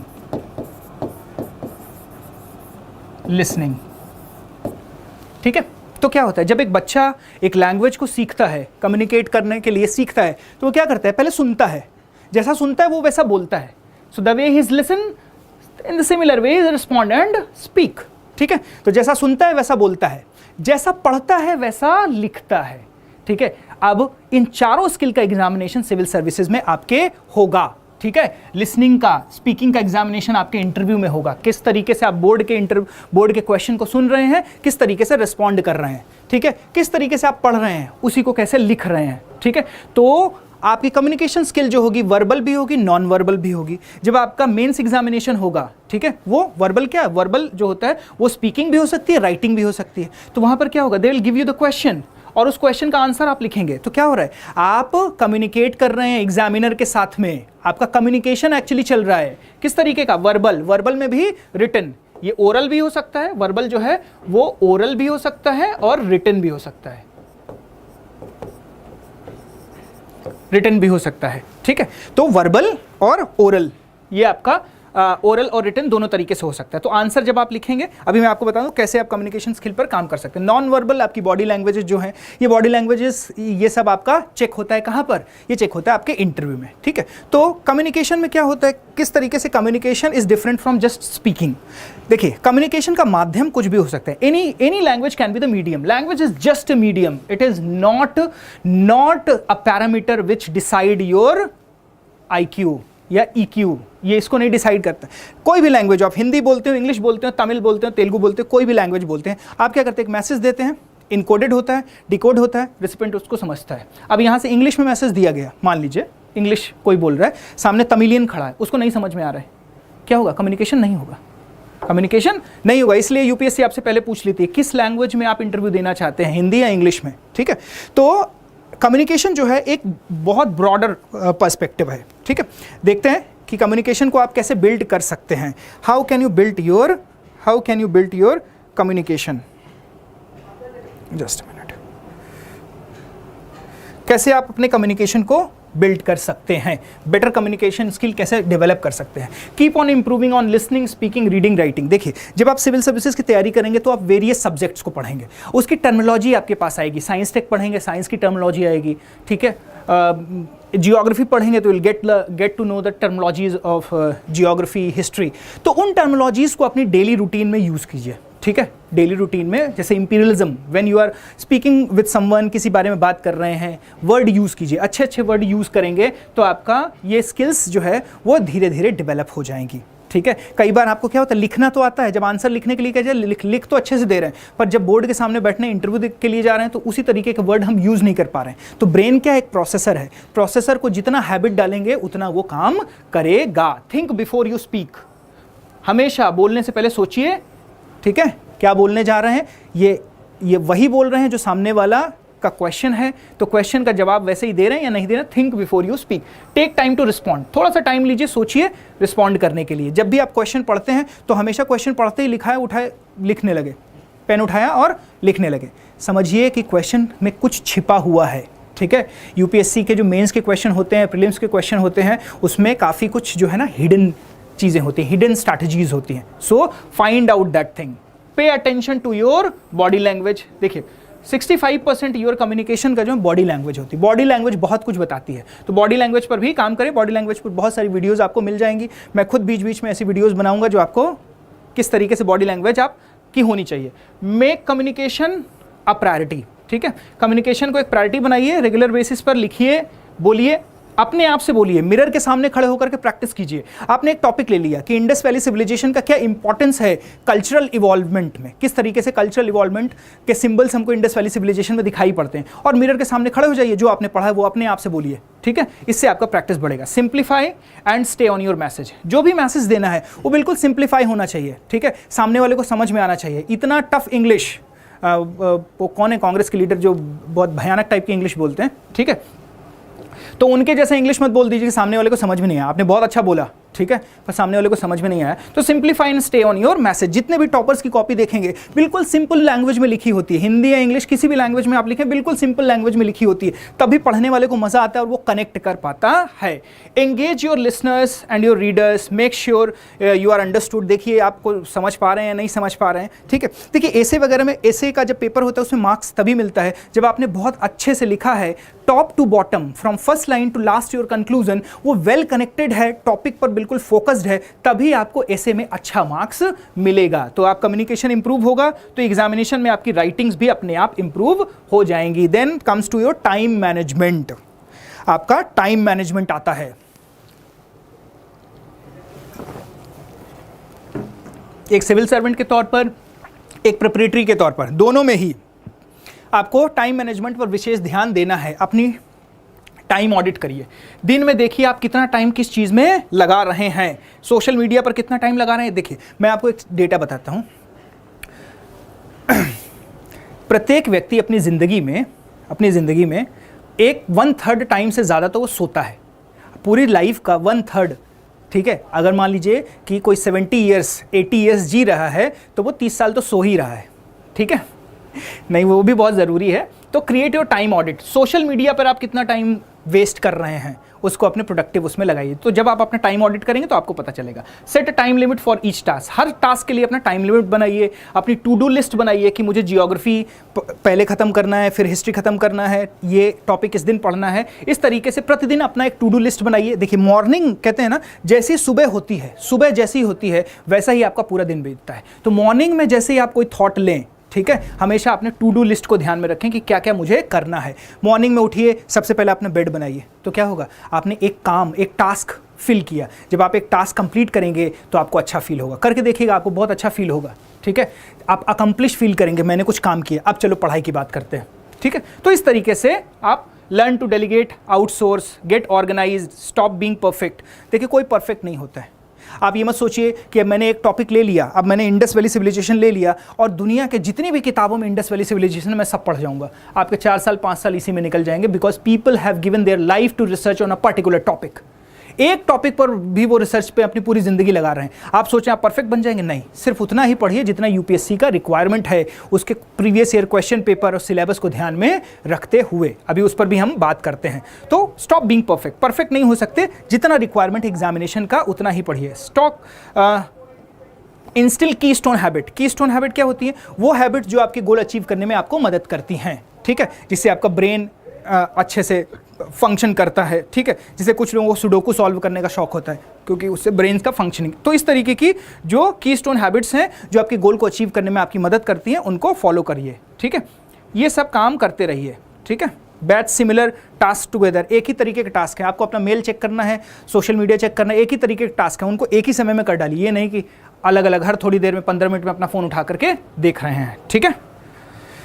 चलिए, सो जब आप ये सब करेंगे टाइम मैनेजमेंट, तो बहुत चीज़ें अपने आप इंप्रूव हो जाएंगी, आपका टाइम बहुत बचेगा। यहाँ पर जैसे फ़ोन को अवॉइड करिए, जब भी आप प्रिपरेशन करें तो अवॉइड करिए, ज़्यादा से ज़्यादा फ़ोन ब्लॉक करिए। जो सोशल मीडिया है इन सब चीज़ों को कम से कम जो है ना फ्रेंड बनाइए, जो अच्छे से, जिनका गोल आपके जैसा हो, सिमिलर गोल हो, उन्हीं लोगों को अपने फ्रेंड लिस्ट में रखिए, उन्हीं के साथ कॉन्टैक्ट करिए। अपना टाइम ज़्यादा से ज़्यादा बचाइए, अपने प्रोडक्टिव टास्क में लगाइए, आगे बढ़िए। What is out of box thinking? देखिए एक सिविल सर्वेंट के तौर पर अभी से देखिए मेरा एक स्लोगन होता है, लिख लीजिए इस स्लोगन को। क्या है स्लोगन? लिख लीजिए आप लोग इस स्लोगन को और हमेशा याद रखिएगा और अपने आप से दोहराइएगा। क्या? Fake it fake it till fake it till you make it, fake it till you make it. इसका मतलब क्या हुआ? इसका मतलब हुआ, जब मैं प्रिपरेशन कर रहा था तो मेरे एक रिलेटिव हैं, मेरे वो यूपीएससी की बोर्ड में भी रहे हैं, ठीक है, रिटायर्ड लेफ्टिनेंट जनरल रहे हैं।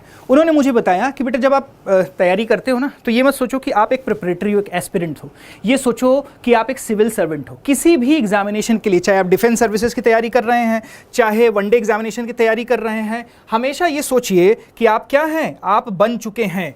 और एक बना हुआ व्यक्ति, एक सिविल सर्वेंट किस तरीके से बिहेव करता है, आपको वो ध्यान देना होगा। तो fake it till you make it, तब तक वैसा फेक करिए कि झूठे फील करिए कि मैं आईएएस ऑफिसर हूं, ठीक है, इसका प्रभाव पड़ेगा। अब ये नहीं कि आप पहुंचे जो है ना और लोगों पर रोब झाड़ने लगे। आईएएस ऑफिसर रोब नहीं झाड़ता। एक बात ध्यान रखिएगा, नाम क्या है, सर्विस का नाम क्या है?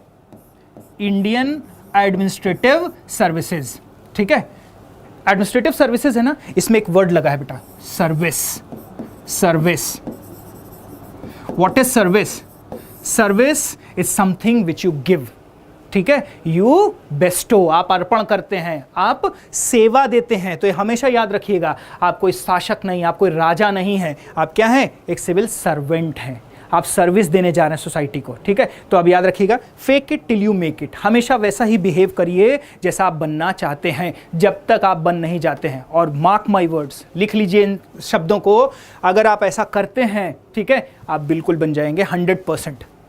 और नहीं भी बनते हैं तो उससे कम नहीं बनेंगे, पर्सनालिटी आपकी बिल्कुल वैसी ही रहेगी। So fake it till you make it, always याद रखिएगा। चलिए, हम बात कर रहे थे आउट ऑफ बॉक्स थिंकिंग की। आउट ऑफ बॉक्स थिंकिंग क्या होता है, मैं आपको एक एग्जाम्पल से ये समझाने की कोशिश करता हूं आउट ऑफ बॉक्स थिंकिंग क्या होता है, ठीक है। इसके बहुत सारे उदाहरण हैं, यहां पर मैं आपको सिर्फ एक एग्जाम्पल देता हूं। एक छोटा सा स्टोरी आपको सुनाता हूं। एक कंपनी थी, तो वहां पर क्या हुआ कि कंपनी में क्या होता है, कन्वेयर बेल्ट होती है जहाँ पर बॉक्सेस पैकिंग हो करके जाते हैं, ठीक है। तो वहाँ पर क्या होता है, बिस्किट कंपनी थी, तो बिस्किट पैक हो करके मशीन से पैक होते थे बॉक्स में और आगे बढ़ जाते थे पैक हो करके। तो क्या होता था कि पैकिंग वाली मशीन थोड़ा सा बीच बीच में मिस फंक्शन कर रही थी, पैक हो गए, ठीक है, पैक करने में कभी कर रही थी, किसी बॉक्स में नहीं कर रही थी, और बड़ा सारा कन्वेयर बेल्ट में जो है ना बॉक्सेस का भीड़ लग गया लोडिंग अनलोडिंग के लिए, ठीक है। तो क्या हुआ कि अब जो वहाँ का शॉप फ्लोर का इंजीनियर था, उसको बुलाया गया। तो इंजीनियर जो है छुट्टी पर था, वो 3-4 दिन के बाद आने वाला था। अब क्या करें, तब तक मशीन को फंक्शन ऐसे ही फंक्शनिंग करने दें, ऐसा मिस फंक्शनिंग चलते रहे। तो उसमें एक छोटा सा व्यक्ति था, एक इंजीनियर था वहाँ पर, जूनियर इंजीनियर था। और ये मैं सच कहानी आपको बता रहा हूँ, ये केस स्टडी जो है ना वो हमने पढ़ी हुई है। तो एक छोटे से व्यक्ति ने एक आइडिया निकाला, बॉक्सेस थे, कार्टन बॉक्सेस थे जो आते हैं, ठीक है। उसने क्या किया, आप जैसे हमारे यहाँ पर फ़ैन होता है ना, बहुत तेज़ चलने वाला फ़ैन होता है जिसको कहते हैं फर्राटा फ़ैन, ठीक है। तो वो जो फ़ैन था, उसने क्या किया, जो कन्वेयर बेल्ट के सामने वो फर्राटा फ़ैन रख दिया, उस तरीके का एक बड़ा सा फ़ैन, इंडस्ट्रियल फ़ैन होता है, उसको रख दिया। उस फ़ैन को रख दिया, वो फ़ैन इतना तेज़ चल रहा था, जो बॉक्सेस लोड थे वो तो आगे बढ़ जा रहे थे, जो नहीं लोड थे वो उड़ जा रहे थे वहाँ से, ठीक है। तो उसने एक बहुत सिंपल सा स्ट्रैटेजी जो है ना, एक आउट ऑफ बॉक्स थिंकिंग निकाला। तो आप एक सिविल सर्वेंट, आपके पास जो रिसोर्सेज हैं, उन रिसोर्सेज का इस्तेमाल करके कैसे आप वो इंटेंडेड रिजल्ट जो गवर्नमेंट आपसे चाहती है, जो जनता आपसे चाहती है, वो इंटेंडेड रिजल्ट। देखिए, गौरव अग्रवाल, ठीक है, उन्होंने एक बार उनसे मुलाकात हुई मेरी, सिलेक्टेड हैं। तो गौरव अग्रवाल ने कहा कि सर ऐसा है कि ये समझ लीजिए कि सर्विस इस तरीके से, राजस्थान कैडर में है, सर्विस इस तरीके की है कि आपको वर्ल्ड कप का फाइनल खेलना है, वर्ल्ड कप का फाइनल खेलना है। सर्विसेज का नेचर कैसा है, वर्ल्ड कप का फाइनल खेलना है, पर प्लेयर आपके पास सिर्फ 5 हैं और आपको फाइनल जीतना भी है, ये भी प्रेशर है, नहीं तो पुतला जला दिया जाएगा आपका, ठीक है। तो सर्विसेज में हमेशा आपको रिसोर्सेज बहुत नहीं मिलेंगे, एम्पल रिसोर्सेज। ये यूएस और फ्रांस का सिविल सर्विसेज नहीं है, ये इंडियन सिविल सर्विसेज है, रिसोर्सेज बहुत लिमिटेड होंगे। तो आपको आउट ऑफ बॉक्स थिंकिंग चाहिए होगी। आउट ऑफ बॉक्स थिंकिंग लोगों में होती है, बच्चों में होती है। मैं आपको बताऊं, कभी बच्चों से बात करिएगा, उनके थॉट प्रोसेस जो है ना हमेशा अपनी पिछली जनरेशन से आगे होंगे, ठीक है। ये 9 पॉइंट्स हैं, ये 9 पॉइंट्स हैं। इन 9 पॉइंट्स को 4 लाइनें बना करके मिलाना है, 9 पॉइंट्स को 4 लाइनें बना करके मिलाना है। और लाइन जो है ना वो एक दूसरे के ऊपर नहीं चढ़नी, मतलब कट जाए एक जगह से ठीक है, पर उसी के ऊपर दोबारा नहीं बनाना है। तो अमूमन क्या हुआ, मुझसे ये क्वेश्चन पूछा गया था, तो ये जो क्वेश्चन है इसमें हम क्या सोचते रह जाते हैं, हमको लाइन बनाना है इनको मिलाते हुए इन, ठीक है, तो कभी भी हम इन पॉइंट्स के बाहर नहीं सोच पाते हैं एक्चुअली। तो जब भी हम सोसाइटी में बड़े होते हैं ना, तो सोसाइटी में हर चीज़ के लिए हमारी क्या सोशलाइजेशन किया जाता है, फ्रेमिंग की जाती है ब्रेन की, देखो ऐसे सोचना है, ऐसे काम करना है, ऐसे करना है। पर अगर एक बच्चे को देखें तो उसका पूरी तरीके से नहीं, तो वो बहुत आउट ऑफ बॉक्स सोचता है। तो एक सिविल सर्वेंट को भी बहुत आउट ऑफ बॉक्स सोच रखनी पड़ेगी, ठीक है। तो जैसे इसकी लाइन बनाई हमने इस तरीके से, ऐसे ले गए, ऐसे ले गए, ऐसे ले गए, फिर ऐसे ले गए, 4 लाइन बन गई, ये जुड़ भी गया। पर पहले नहीं हो पा रहा था, क्यों नहीं हो पा रहा था, क्योंकि हम इसके बाहर इस एरिया में सोच ही नहीं पा रहे थे, we were not able to. जब आप प्रिपरेशन करेंगे तो आपको बहुत ऐसा आउट ऑफ बॉक्स आइडिया लेकर के आना पड़ेगा, जिससे आप 5 घंटे की स्टडीज़ 1 घंटे में कर सकते हैं। मैं आपको इस पर एक स्पेसिफिक लेक्चर दूंगा कि कैसे आप 5 घंटे की स्टडीज़ 1 घंटे में कंप्लीट कर सकते हैं। This is called out of box thinking. तो आउट ऑफ बॉक्स थिंकिंग आपको रखनी पड़ेगी, धीरे धीरे प्रैक्टिस करना पड़ेगा। आप सोचिए, कैसे सोचेंगे आप, मैं अपने रूम में क्या चेंज करूं जो बेहतर होगा मेरी स्टडीज़ के लिए, मैं अपने रूम में क्या चेंज करूं जो मेरी स्टडीज़ के लिए बेहतर होगा, ठीक है। ब्रेनस्टॉर्मिंग करिए, अपने दिमाग पर जोर डालिए कि क्या बेहतर मैं कर सकता हूं, ठीक है। रिकॉन्सेप्चुअलाइज योर प्रॉब्लम, अपनी प्रॉब्लम्स के बारे में हमेशा सोचिए कि प्रॉब्लम है क्या एक्चुअली। एक छोटा बच्चा इसको कैसे सॉल्व करता, एक 60 साल का वृद्ध व्यक्ति इसको कैसे सॉल्व करता, मैं कैसे इसको सॉल्व करूंगा। प्रॉब्लम को रिकॉन्सेप्चुअलाइज करेंगे तो नए नए सॉल्यूशंस निकल के आएंगे। Consider the worst case scenario, ज्यादा से ज्यादा क्या होगा, ज्यादा से ज्यादा क्या होगा, नहीं होगा, ज्यादा से ज्यादा क्या होगा, रिजेक्ट हो जाएगा आइडिया, नया आइडिया लेकर के आएंगे। रेजिलिएंट हैं हम रेजिलिएंट हैं। जैसे तूफान आने पर क्या होता है, पेड़ जो झुक जाते हैं वो खड़े रहते हैं, जो झुक जाते हैं वो दोबारा खड़े हो जाते हैं, और जो एकदम तने रहते हैं वो गिर जाते हैं। तो क्या होगा, consider that worst case scenario, resilient बनिए, ठीक है। तो इस तरीके से एलिमिनेट योर नेगेटिविटी, अपनी नेगेटिविटी को हटाइए, ठीक है। स्टडी अनदर इंडस्ट्री का मतलब है अलग अलग क्षेत्रों की किताबें पढ़िए, ठीक है। ह्यूमैनिटीज़ के हैं तो साइंस की किताबें पढ़िए, साइंस फिक्शंस पढ़िए, ठीक है। अगर साइंस के हैं तो ह्यूमैनिटीज़ के पढ़िए, अलग अलग सेक्टर की किताबें पढ़ेंगे, आपका नॉलेज इतना डाइवर्सिफाई हो जाएगा। जब आप मेंस का आंसर उस डाइवर्सिफाइड नॉलेज के बेसिस पर लिखेंगे, आप देख लीजिएगा इतने सारे पॉइंट्स आप टच करेंगे। देखिए यूपीएससी में मार्किंग जब होती है ना, क्वेश्चन एक ही रहता है, पर अगर आप 10 डिफरेंट पॉइंट लिखेंगे तो आपको ज़्यादा से ज़्यादा मार्क्स मिलेंगे, ठीक है। तो आपका अप्रोच जो होगा वो बहुत डाइवर्सिफाई हो जाएगा, आपकी पर्सनालिटी जो है ना वो विभिन्न क्षेत्रों में सोचने के लिए तैयार हो जाएगी, आपका दिमाग बिल्कुल खुल जाएगा और आप ओपन बॉक्स थिंकिंग कर सकते हैं, ठीक है। फिर एक सिविल सर्वेंट्स के लिए क्या जरूरी है, सिविल सर्वेंट के लिए जरूरी है डिसीजन मेकिंग। क्या जरूरी है, डिसीजन मेकिंग। देखिए ये डिसीजन मेकिंग के स्टेप होते हैं। Identify your decision. देखिए एक सिविल सर्वेंट बनने के लिए और सिविल सर्वेंट बनने से पहले आपको अपने जीवन के हर स्तर पर डिसीजन लेना है। फॉर एग्जाम्पल आपका क्या होगा, क्या लेते हैं, आप प्रिपरेटरी हैं, आप प्रिपरेशन करने जाते हैं, आपने प्री एग्जाम दिया, प्री एग्जाम में क्या करना है, 4 ऑप्शन आएगा, सारे टिक करेंगे, नहीं, आपको एक डिसीजन लेना है, कौन सा ऑप्शन सही है। वो ऑप्शन, सही ऑप्शन आप कैसे चुनेंगे आप, ठीक है। तो आइडेंटिफाई द डिसीजन, आपको क्या डिसीजन लेना है। आपने साइक्लोन पर कोई क्वेश्चन आया, आप कैसे चुनेंगे, ठीक है। आइडेंटिफाई योर डिसीजन, साइक्लोन के बारे में मुझे डिसीजन लेना है, ठीक है। अब उसके बारे में क्या इंफॉर्मेशन मेरे ब्रेन में है, क्या उसके बारे में मैं जानता हूं, ठीक है, और क्या नहीं जानता हूं। अगर मैं जो जानता हूं उसके बेसिस पर कौन सा स्टेटमेंट गलत है, उस स्टेटमेंट को निकाल दिया, एलिमिनेट कर दिया, अब मेरे पास ये स्टेटमेंट बचे। तो क्या हो रहा है, रिफाइन हो रहा है, ठीक है। आइडेंटिफाई ऑल्टरनेटिव, और क्या ऑल्टरनेटिव है इसको करने के, ठीक है। वे द एविडेंसेस, देखिए कोई भी डिसीजन हमेशा एविडेंस बेस्ड होना चाहिए। जैसे गवर्नमेंट ने आयुष्मान भारत योजना लेकर के आए, तो उसको किसी एविडेंस के बेसिस पर लेकर के आए। अनीमिया मुक्त भारत योजना बनाई कुछ एविडेंसेस पर, क्यों, 50% वुमेन जो मोर्टेलिटी रेट है, जो महिलाएं मर रही हैं, ठीक है, जो प्रसव के दौरान जो है महिलाएं मर रही हैं, वो किस वजह से हो रहा है, अनीमिया की वजह से हो रहा है, रक्त की कमी से हो रहा है। तो अनीमिया मुक्त भारत कमीशन लेकर के आए। तो हमेशा कोई भी जो पॉलिसी बनती है वो एविडेंस बेस्ड होती है, और हमेशा आपका डिसीजन भी एविडेंस बेस्ड होना चाहिए। Choose among alternative, take action, review your decision. हमेशा प्रीलिम्स का पेपर करने के बाद हमेशा एक बार अपना आंसर जरूर रिव्यू करें। उसमें आपको कई बार 2-3 क्वेश्चन ऐसे होंगे जो आपने सिली मिस्टेक किया होगा, और 2-3 क्वेश्चन ही आपको अंदर बाहर कर सकते हैं। तो हमेशा जब आप रिव्यू करेंगे अपने डिसीजन को, दीज आर द 7 स्टेप, ठीक है। ये ऑक्सफोर्ड यूनिवर्सिटी का दिया हुआ एक वो पीपीटी है जो मैंने यहाँ पर आपके सामने रखा है, रिव्यू योर डिसीजन। तो आप जब अच्छे से आपको डिसीजन मेकिंग करना आ जाएगा, देखिए बहुत लोग बहुत पढ़ लेते हैं, 3 साल 4 साल नॉलेज बहुत होती है, पर जो एग्जाम में बैठते हैं क्वेश्चन करने के लिए, तो क्या होता है, व्हाट हैपेंड, क्या होता है, उसी नॉलेज में उनका क्वेश्चन नहीं हो पा रहा है।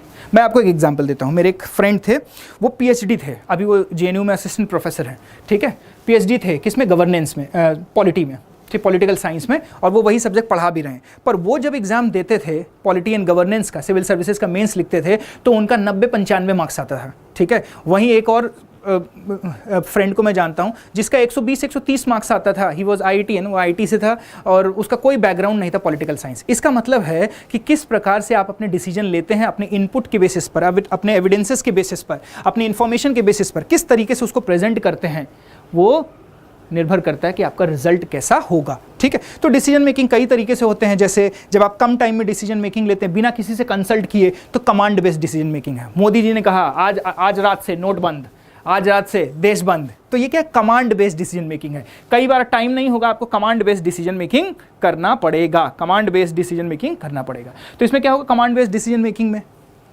टाइम बहुत कम है, कंसल्टेशन कम होती है। कंसल्ट करेंगे थोड़ा और टाइम लगेगा, वोट लेंगे, ठीक है, कंसेंसस लेंगे। जो हमारा चुनाव का प्रक्रिया होती है डिसीजन मेकिंग की, वो वोट एंड कंसेंसस पर बेस होती है। तो इस तरीके से डिसीजन मेकिंग के मॉडल्स होते हैं। आगे चल करके जब आप सिविल सर्वेंट बनेंगे, आप देख लीजिएगा, जितने लोग आप में से ट्रेनिंग के लिए जाएंगे लवासना में, देख लीजिएगा, अगर आपको ये स्लाइड और यही चीज़ें ना दिखाई जाएँ, ना बताई जाएँ, तो आप मुझसे आके कंसल्ट कीजिएगा, जो कहेंगे वो आपको दूंगा मैं, ठीक है। यही होता है, पहले सेलेक्ट होइए, जाके देखिएगा, यही ट्रेनिंग में आता है। क्योंकि मेरे जो फ्रेंड्स हैं, काफ़ी लोग ट्रेनिंग कर रहे हैं, उन्हीं से मैंने ये सब स्लाइड्स कलेक्ट की है, ठीक है। तो याद रखिएगा। चलिए, पैट्रियोटिज्म का फीलिंग है, पैट्रियोटिज्म का फीलिंग आपके अंदर होना चाहिए। ये नॉन ट्रेनेबल है, जिसके अंदर नहीं है उसका कुछ हो नहीं सकता है। तो ये सोसाइटी में होती है, पेरेंट्स में होती है, धीरे धीरे हमारे अंदर आ जाती है, ठीक है। फिर ये कुछ और एलाइड स्किल्स हैं, work ethics, hard working and committed, knowledgeable, decisive, resilient in approach, highly aware, observant, coherent. ये सारी स्किल्स हैं जो अपने आप, ये जो पीछे वाली 8 स्किल्स मैंने आपको बताई, इन स्किल्स को आप जैसे जैसे इस पर काम करेंगे, धीरे धीरे आपकी ये स्किल्स डेवलप हो जाएंगी। आप एक परफेक्ट पर्सनैलिटी, एक सिविल सर्वेंट के तौर पर निकल करके सामने आएंगे, ठीक है। चलिए, ये हमने बात की किस बारे में, कि नॉलेज का एग्जाम नहीं है, किसका फाइंड आउट करना है यूपीएससी को, तभी वो एग्जामिनेशन ले रही है, ऑफिसर लाइक स्किल का। अब हम बात करते हैं कि हाउ एज एन एग्जाम्पल, यहाँ पर इस कोचिंग के माध्यम से how we can help you out. अब आपको पता चला होगा परसेप्शन क्या है। यहाँ पर हमारा परसेप्शन क्या है, सिर्फ नॉलेज देना नहीं, आपको टाइम मैनेजमेंट सिखाना, किस तरीके से आप अपना सिलेबस, नॉलेज मैनेजमेंट सिखाना। देखिए क्या होता है कि एक बहुत बड़ा सिलेबस है, history, geography, polity, economy, science tech, और फिर करेंट अफेयर्स, ठीक है, बहुत बड़ा है ना, बहुत ज़्यादा है। इतना बड़ा सिलेबस आप कैसे मैनेज करते हैं, यही अपने आप में एक बड़ा चैलेंज होता है, यही अपने आप में एक बड़ा चैलेंज होता है। और जब आप खुद से ये करने का प्रयास करते हैं, तो क्या होगा, आपको बहुत कई बार गलत डिसीजन हो जाएगा इधर उधर, तो आपका टाइम बहुत वेस्ट होगा, ठीक है। तो अगर आपको विद इन टाइम लिमिट में इसको करना है, तो आपको सही मेंटरिंग, जैसे बताया, सही मेंटरशिप का होना बहुत आवश्यक है, यहाँ पर बहुत आवश्यक है। देखिए, मेरा एक फिलॉसफी है, जब मैं बोलता हूँ पढ़ने के लिए, बहुत सिंपल मेथड है, ठीक है, RRR का, RRR, रीड, रिवाइज, रिप्रोड्यूस। पढ़िए, रिवीजन करिए और उस पर बेस्ड क्वेश्चंस लगाइए। अब देखिए, अब आप समझ लीजिए कि आपको अपने प्रिपरेशन के फर्स्ट फेज में क्या करना है। सबसे इंपॉर्टेंट चीज, प्रिपरेशन के फर्स्ट फेज में आपको क्या करना है, ठीक है। प्रिपरेशन के फर्स्ट फेज में आपको क्या करना है, सबसे पहले तो आपको बाय हार्ट होना चाहिए, you have to cram your syllabus, ठीक है। आपको अपना सिलेबस जो है वो बिल्कुल क्रैम करने लेना है, ठीक है, बिल्कुल याद कर लेना, आपको बिल्कुल रट जाना चाहिए कि प्रीलिम्स में और मेंस में क्या क्या सिलेबस है, ठीक है। ये आपके स्टडी टेबल के सामने होना चाहिए सिलेबस, ठीक है। दूसरा, previous year question papers, previous year question papers, ठीक है। आपको कम से कम 5 साल का क्वेश्चन पेपर्स, प्रीलिम्स में कौन कौन से क्वेश्चन आए हैं, मेंस में कौन कौन से क्वेश्चन आए हैं, ठीक है, किस टॉपिक से किस तरीके के क्वेश्चन आ रहे हैं, ये क्या करेगा, ये आपको टाइम टाइम लिमिट में रह करके उतने स्तर तक पढ़ाई के लिए हमेशा टॉर्च दिखाता रहेगा। तो these are the torch bearers, ये दो टॉर्च बियरर हैं, ठीक है, ये दो टॉर्च बियरर हैं। अब क्या होगा जब आप इस तरीके से प्रिपरेशन स्टार्ट करेंगे तो आपको देखिए आपको क्या क्या दिया गया है subject, geography, history, economy, polity. हमेशा सबसे पहले जियोग्राफी का प्रिपरेशन स्टार्ट करिए, ठीक है। मैं सब्जेक्ट को दो तरीके से डिवाइड करता हूं, सब्जेक्ट को दो तरीके से, नेचुरल सब्जेक्ट, नेचुरल सब्जेक्ट, कौन सा नेचुरल सब्जेक्ट है, geography, environment, basic physics, basic chemistry, ये सब क्या है, ये नेचुरल सब्जेक्ट है, नेचर के नियमों के अनुसार चलने वाले विषय हैं। देखिए अब आपको क्या यहाँ पर देखिए क्या फिलॉसफी निकल के आएगी। जब आप नेचुरल बेस्ड सब्जेक्ट को पढ़ेंगे तो किस तरीके से ह्यूमन इवोल्यूशंस हुए हैं उसको आप आसानी से समझ पाएंगे। जैसे जियोग्राफी को आप अच्छे से पहले जब समझ लेंगे तो अपने आप समझ में आ जाएगा कि इंडस वैली सिविलाइजेशन में रिसोर्सेज किस प्रकार के थे, मॉडर्न टाइम में किस प्रकार के रिसोर्सेज थे, फिर ब्रिटिश पीरियड में किस प्रकार से रिसोर्सेज थे, उनका डिस्ट्रीब्यूशन कैसा था, पॉलिसी कैसा था। तो जब जियोग्राफिकल सेटिंग्स के बारे में आपको पता चल जाएगा, ठीक है, जियोग्राफी के बारे में सब कुछ आपको पता चल जाएगा, किस प्रकार से जियोग्राफिकल चेंजेस हुए तो ह्यूमन लाइफ में क्या इफेक्ट पड़ा, तो आप क्या है सोशल सब्जेक्ट को भी, सोसाइटी को भी अच्छे से समझ जाएंगे, ठीक है। तो जब आप जियोग्राफी, एनवायरनमेंट जैसे सब्जेक्ट्स को पहले पढ़ लेंगे तो जितना भी नेचुरल सेटअप्स हैं वो आपको पता चल जाएगा। अब इन नेचुरल सेटअप्स के बेसिस पर ही जो ह्यूमन सेटअप्स हैं, मानवीय गतिविधियां इन्हीं नेचुरल सेटअप्स के ऊपर तो डेवलप हुई हैं। हमारे डेवलपमेंट में क्या है, पहले क्या चलता था, देखिए मानव ने हमेशा जो विकास किया है वो क्या किया है, कैसे विकास किया है, वो हमेशा नेचुरल फोर्सेस के अगेंस्ट किया है। जहाज उड़ाया ग्रेविटी के अगेंस्ट, पर जब भी नेचुरल उसके अगेंस्ट होता है उसमें एक्सीडेंट की भी संभावनाएं होती हैं। चलिए हालांकि वो अलग बात है, जियोग्राफी में ह्यूमन जियोग्राफी जो है उसका ये है। तो जब आप नेचुरल सब्जेक्ट्स पढ़ लेंगे तो क्या हो जाएगा, आपका ह्यूमन डेवलपमेंट्स को आप आसानी से समझ पाएंगे। फिर पढ़ें हिस्ट्री,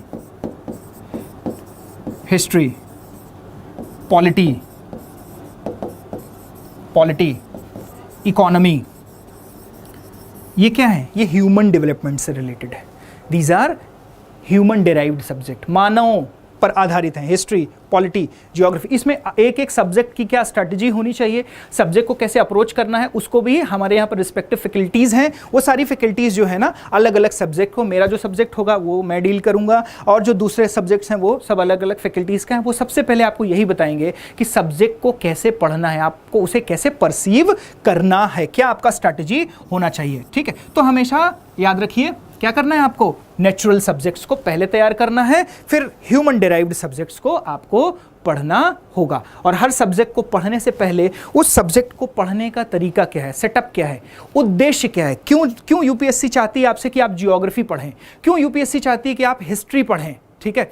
जब आप इन सब चीज़ों को पढ़ेंगे तो अपने आप समझ में आएगा कि आप इंडिया की कल्चरल डाइवर्सिटी को बहुत अच्छे से समझ जाएंगे। जब आप कल्चरल डाइवर्सिटी को समझेंगे तो उस कल्चर को रिस्पेक्ट करेंगे, आपको पता चल जाएगा कि कल्चरल एडाप्टेशन कितना आवश्यक है, कल्चरल हार्मनी कितनी ज़रूरी है, रिलीजियस हार्मनी कितनी ज़रूरी है, इस कंट्री की, इस मशीनरी की स्मूथ फंक्शनिंग के लिए कितना आवश्यक है, ये आपको अपने आप पता चल जाएगा। अपने आप धर्म जाति के आधार पर ये जो डिस्क्रिमिनेटिव थॉट्स सोशल मीडिया पर होते हैं, अपने आप समझ में जाएंगे कि ये सब आपके ब्रेन को क्या किया जा रहा है, थॉट दिया जा रहा है, ये आपके ब्रेन को स्लेव करने की कोशिश की जा रही है। तो एक सिविल सर्वेंट जो होता है वो एक सिविल सर्वेंट सिर्फ नहीं होता है, वो एक काफ़ी अवेयर एनलाइटेंड गौतम बुद्धा होता है, ठीक है। कहते हैं ना बुद्ध बन जाएंगे तो एकदम एनलाइटेंड हो जाएंगे आप यहाँ पर, तभी आप इस देश में कहीं पर भी किसी भी कैडर में आपको भेजा जाए, आसाम से लेकर के गुजरात तक, ठीक है, कश्मीर से लेकर के नीचे तमिलनाडु कैडर तक, कहीं पे भी भेजा जाए आप आसानी से काम कर पाएंगे, ठीक है। तो syllabus, previous year question paper, subject का कैसे स्टडी स्टार्ट करना है, अलग अलग सब्जेक्ट को कैसे अप्रोच करेंगे, ये भी आपको रिस्पेक्टिव क्लास में बताया जाएगा, ठीक है। अब यहाँ पर एक बहुत इंपॉर्टेंट एस्पेक्ट है करंट अफेयर्स, ठीक है। तो यहाँ पर जो एग्जाम्पल है ये आपका कैसे मदद करने जा रहा है,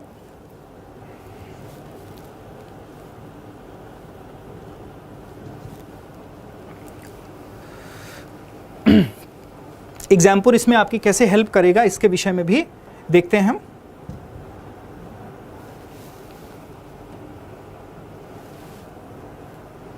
जस्ट होल्ड ऑन।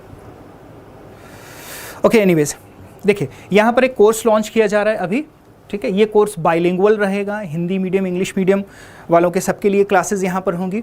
ये जो कोर्स का फोकस होगा, इस कोर्स का जो मेन फोकस होगा वो इस पर होगा कि सब्जेक्ट को एक सिस्टमैटिक तरीके से पढ़ाया जाए, एक अप्रोच के साथ में पढ़ाया जाए, और हर सब्जेक्ट से रिलेटेड करंट अफेयर्स उसके साथ में, जैसे जियोग्राफी से रिलेटेड करंट अफेयर्स आपको एक साथ में, एनवायरमेंट से रिलेटेड करंट अफेयर्स, वो ग्रेजुअली आपको एड ऑन कराया जाए। क्योंकि अब जो क्वेश्चन आ रहे हैं वो करंट अफेयर्स के बेसिस पर आ रहे हैं। सिर्फ 6 महीने 8 महीने का करंट अफेयर्स जो एग्जाम के पहले आप पढ़ लेते हैं उससे काम नहीं चलेगा। 1.5 साल का करंट अफेयर्स के बेसिस पर हम गेस करते हैं कि कौन से टॉपिक हैं ऐसे जो आ सकते हैं, कौन से ऐसे टॉपिक्स हैं जो आ सकते हैं, ठीक है। उन टॉपिक्स पर जो है क्वेश्चंस आपको कराए जाएंगे।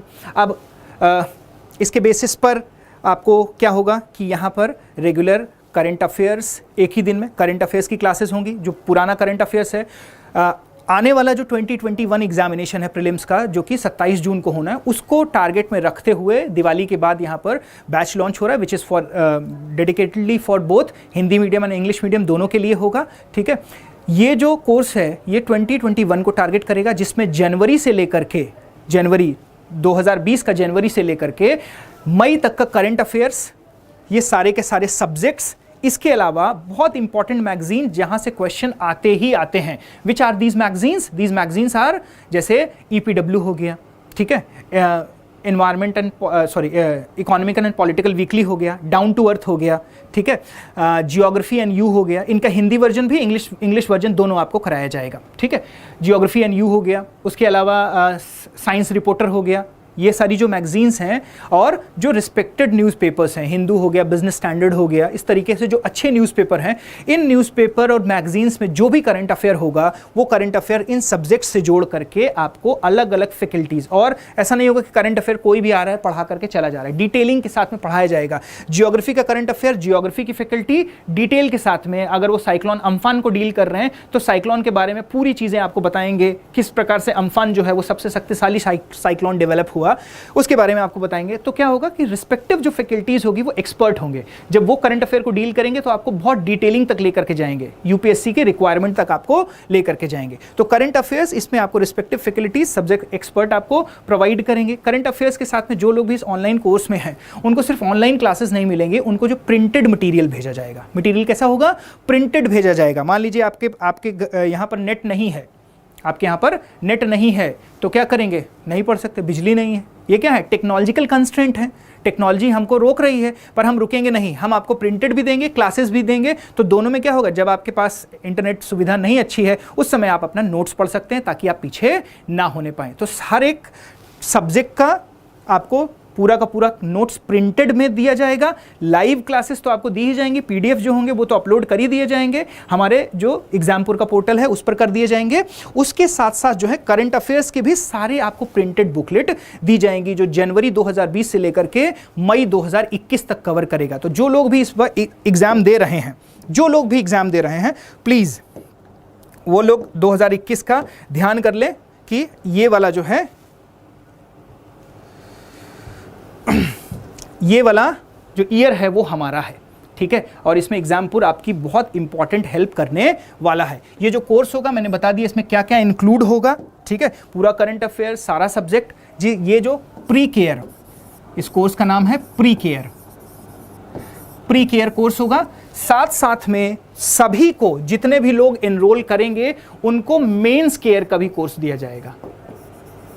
मेंस केयर, ऐसा नहीं कि जो लोग क्वालिफाई करेंगे, सभी को मेंस केयर का भी कोर्स दिया जाएगा। सभी को मेंस केयर का कोर्स दिया जाएगा, सभी को, ठीक है। तो प्री का जो आपका कोर्स होगा, प्री के साथ में मेंस के जो रिलेटेड टॉपिक होंगे वो अभी आपको करा दिए जाएंगे मई तक में, और फिर मेंस फोकस्ड टॉपिक जो है वो यहाँ पर आपको, जैसे एथिक्स का पेपर हो गया, ठीक है, दूसरे आइडियोलॉजीज हो गई, मनी लॉन्ड्रिंग हो गई, इंटरनल सिक्योरिटी हो गई, एक्सटर्नल सिक्योरिटी हो गई, ये सारी चीज़ें जो है ना वो आपको मेंस केयर में जुलाई से स्टार्ट कर दी जाएंगी आपके एग्जामिनेशन के बाद में, ठीक है। तो प्री केयर, मेंस केयर ये आपको पूरा प्रोवाइड किया जाएगा 2021 को टारगेट करते हुए। 2020 से लेकर के 2020 जनवरी से लेकर के टू द एग्जाम, जब तक एग्जाम होगा तब तक का करंट अफेयर यहां पर आपको प्रेजेंट किया जाएगा। तो this is a complete solution, this is a complete solution. Pre care, mains care जो कोर्स है ये आपको कंप्लीटली फ्री दिया जा रहा है। This course is given you completely free, ठीक है। अब हमारे जो एग्जामपुर के सर हैं डायरेक्टर विवेक सर का ये विज़न है कि education must be reach to each and every one whether they are financially capable और नॉट, चाहे वो केपेबल हों या ना हों, ठीक है। हमें उन तक एजुकेशन अगर वो चाहते हैं तो सारे हर्डल्स को दूर करते हुए उन तक हमें एजुकेशन प्रोवाइड करना है, उनके सपने को पूरा करना है। देखिए हमेशा विजनरी फिगर वही बनता है, जैसे यहाँ पर विवेक सर विजनरी फिगर हैं, उन्होंने ये विज़न किया, ठीक है, उन्होंने ये विज़न किया कि कैसे तमाम हर्डल्स को दूर करना है मुझे स्टूडेंट्स की। आप जब भी किसी को सेवा देना चाहते हैं, सर्विस देना चाहते हैं, तो जब आप सर्विस देना चाहते हैं तो उसकी प्रॉब्लम्स को सॉल्व करने की कोशिश करते हैं। तो एस्पिरेंट्स की प्रॉब्लम होती है, फाइनेंशियल प्रॉब्लम है, ठीक है, दिल्ली, इलाहाबाद, लखनऊ, अदर सिटीज़ में वो जा कर के प्रिपरेशन नहीं कर सकते हैं, ठीक है, तो पैसे कम हैं, रहने खाने का खर्चा बहुत ज़्यादा है बड़े शहरों में, तो आप अपने घर पे रह करके तैयारी करिए, ठीक है। प्री मेंस पूरे का पूरा जीएस की तैयारी आपको कराई जाएगी। और उन्होंने कहा है कि the fees he is charging is going to be only 12,000, only 12,000। ये भी आपको एक बार में पे नहीं करनी है, बल्कि 1,000 रुपीज़ मंथली, ठीक है, 1,000 रुपीज़ मंथली इस कोर्स आपको देना होगा। मतलब ईएमआई जैसा ऑप्शन होगा, ये आपके दिन भर के चाय के खर्चे से भी कम होगा। देख लीजिएगा, ये आपकी पूरी सिविल सर्विसेज की प्रिपरेशन, जितना आपका चाय का खर्चा होता है ना, मुखर्जी नगर, राजेंद्र नगर जैसी जगहों में 30 रुपये 40 रुपये की जो चाय पी जाते हैं, ये 1,000 रुपये आपकी मंथली चाय के खर्चे से भी कम होगा। So he is that kind of visionary figure, और उन्होंने इस कोर्स को इस तरीके से डिज़ाइन किया और करवाया है कि आप चाय के खर्चे से भी कम में अपनी पूरी प्रिपरेशन आईएएस की कर सकते हैं और सिविल सर्वेंट बन सकते हैं। और जब बन जाइएगा तब आकर के ज़रूर मिठाई खिलाइएगा, ठीक है। तो ये पूरा कोर्स था। कोर्स के दौरान स्ट्रैटेजी का विशेष ध्यान दिया जाएगा। जिस स्ट्रैटेजी पर मैंने बात की, ऑफिसर लाइक क्वालिटीज़ का, इनके डेवलपमेंट पर काम किया जाएगा, ठीक है। पर्सनालिटी डेवलपमेंट पर काम किया जाएगा। नॉलेज के साथ साथ में किस तरीके से आपको क्वेश्चन सॉल्व करना है। देखिए क्वेश्चन अलग अलग टाइप के होते हैं। मैं उन लोगों को भी जानता हूं जिन्होंने 6 बार लगातार प्रीलिम्स क्वालिफाई किया हुआ है, 6 बार लगातार प्रीलिम्स क्वालिफाई किया। हालांकि फाइनल सिलेक्शन भी हुआ, पर कई बार मेंस नहीं क्वालिफाई हो रहा था, प्रीलिम्स तो उनको टैक्टिक पता था कि प्रीलिम्स कैसे क्वालिफाई करते हैं, क्वेश्चन कैसे गेस करते हैं। तो यहाँ पर जो फैकल्टीज़ हैं वो आपको अपने सब्जेक्ट में जब गेस किए हुए क्वेश्चन बताएंगी, damn sure, mark my words, लिख लीजिए, उसी टॉपिक से रिलेटेड और उसी तरीके के क्वेश्चन आपको एग्जामिनेशन में मिलेंगे। और 50% में ही तो क्वालिफाई करना है दोस्त, है ना। और सीट कितनी चाहिए आपको? केवल एक सीट चाहिए, केवल एक सीट चाहिए भाई, 10-5 सीट नहीं चाहिए, सिर्फ एक सीट चाहिए। तो एक सीट 2021 में मेरी है, मैं इस कोर्स से जुड़ने जा रहा हूँ। चाय के खर्चे से कम में ये कोर्स मैं कंप्लीट करूँगा, सारे मेंटर्स की जो मेंटरिंग है उसको लूँगा, उसी तरीके से फॉलो करूँगा, डिसिप्लिन तरीके से प्रिपरेशन करूँगा।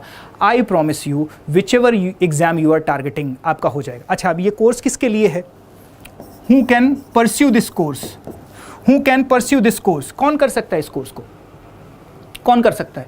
देखिए, जितने भी बच्चे एसएससी की तैयारी कर रहे हैं, वनडे एग्जामिनेशन की तैयारी कर रहे हैं, एसएससी क्वालिफाई करके किसी सर्विस में चले गए हैं, ठीक है, या अभी आप तैयारी भी कर रहे हैं, हमेशा एक बात ध्यान रखिएगा, जब भी आप सिलेक्ट हो जाएंगे तो आप सोचेंगे अब मैं सिविल सर्वेंट बन जाऊं। क्योंकि जब आप अपने सीनियर, अपने बॉस को देखेंगे ना, तो एक आईएएस ऑफिसर होगा, आईआरएस ऑफिसर होगा, तो आप सोचेंगे कि मैं भी क्या करूँ यार, इसी के जैसे बनना है मुझे, ठीक है। तो आप बाद में उसके बारे में सोचेंगे। तो अभी क्यों नहीं? अभी सोचिए आप, ठीक है। तो जितने भी वनडे एग्जामिनेशन की तैयारी करने वाले स्टूडेंट हैं, आप थोड़ा टाइम इस प्रिपरेशन को यहां पर दीजिए, 2021 न सही 2020 में, ठीक है। आप जुड़े रहेंगे यहाँ पर, आपको कंटेंट मिलता रहेगा, जीएस आपका प्रिपेयर ही हो जाएगा, ऑप्शनल के भी, ऑप्शनल सब्जेक्ट पढ़ाने के लिए भी यहाँ पर आपको ऑप्शन मिल जाएंगे, ठीक है।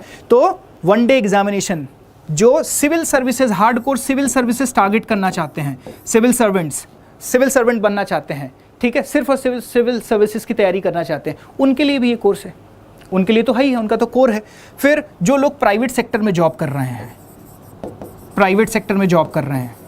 ठीक है, प्राइवेट सेक्टर में, देखिए कोरोना के टाइम में बहुत लोगों का जॉब चला, हर 5-10 साल में कुछ ना कुछ, जैसे 2007-8 में इसी तरीके का सब प्राइम क्राइसिस आया यूएस में, उस सब प्राइम क्राइसिस का प्रभाव भारत में पड़ा, बड़ी बड़ी कंपनियों में लोग हेड हंटिंग की गई, निकाले गए, ठीक है।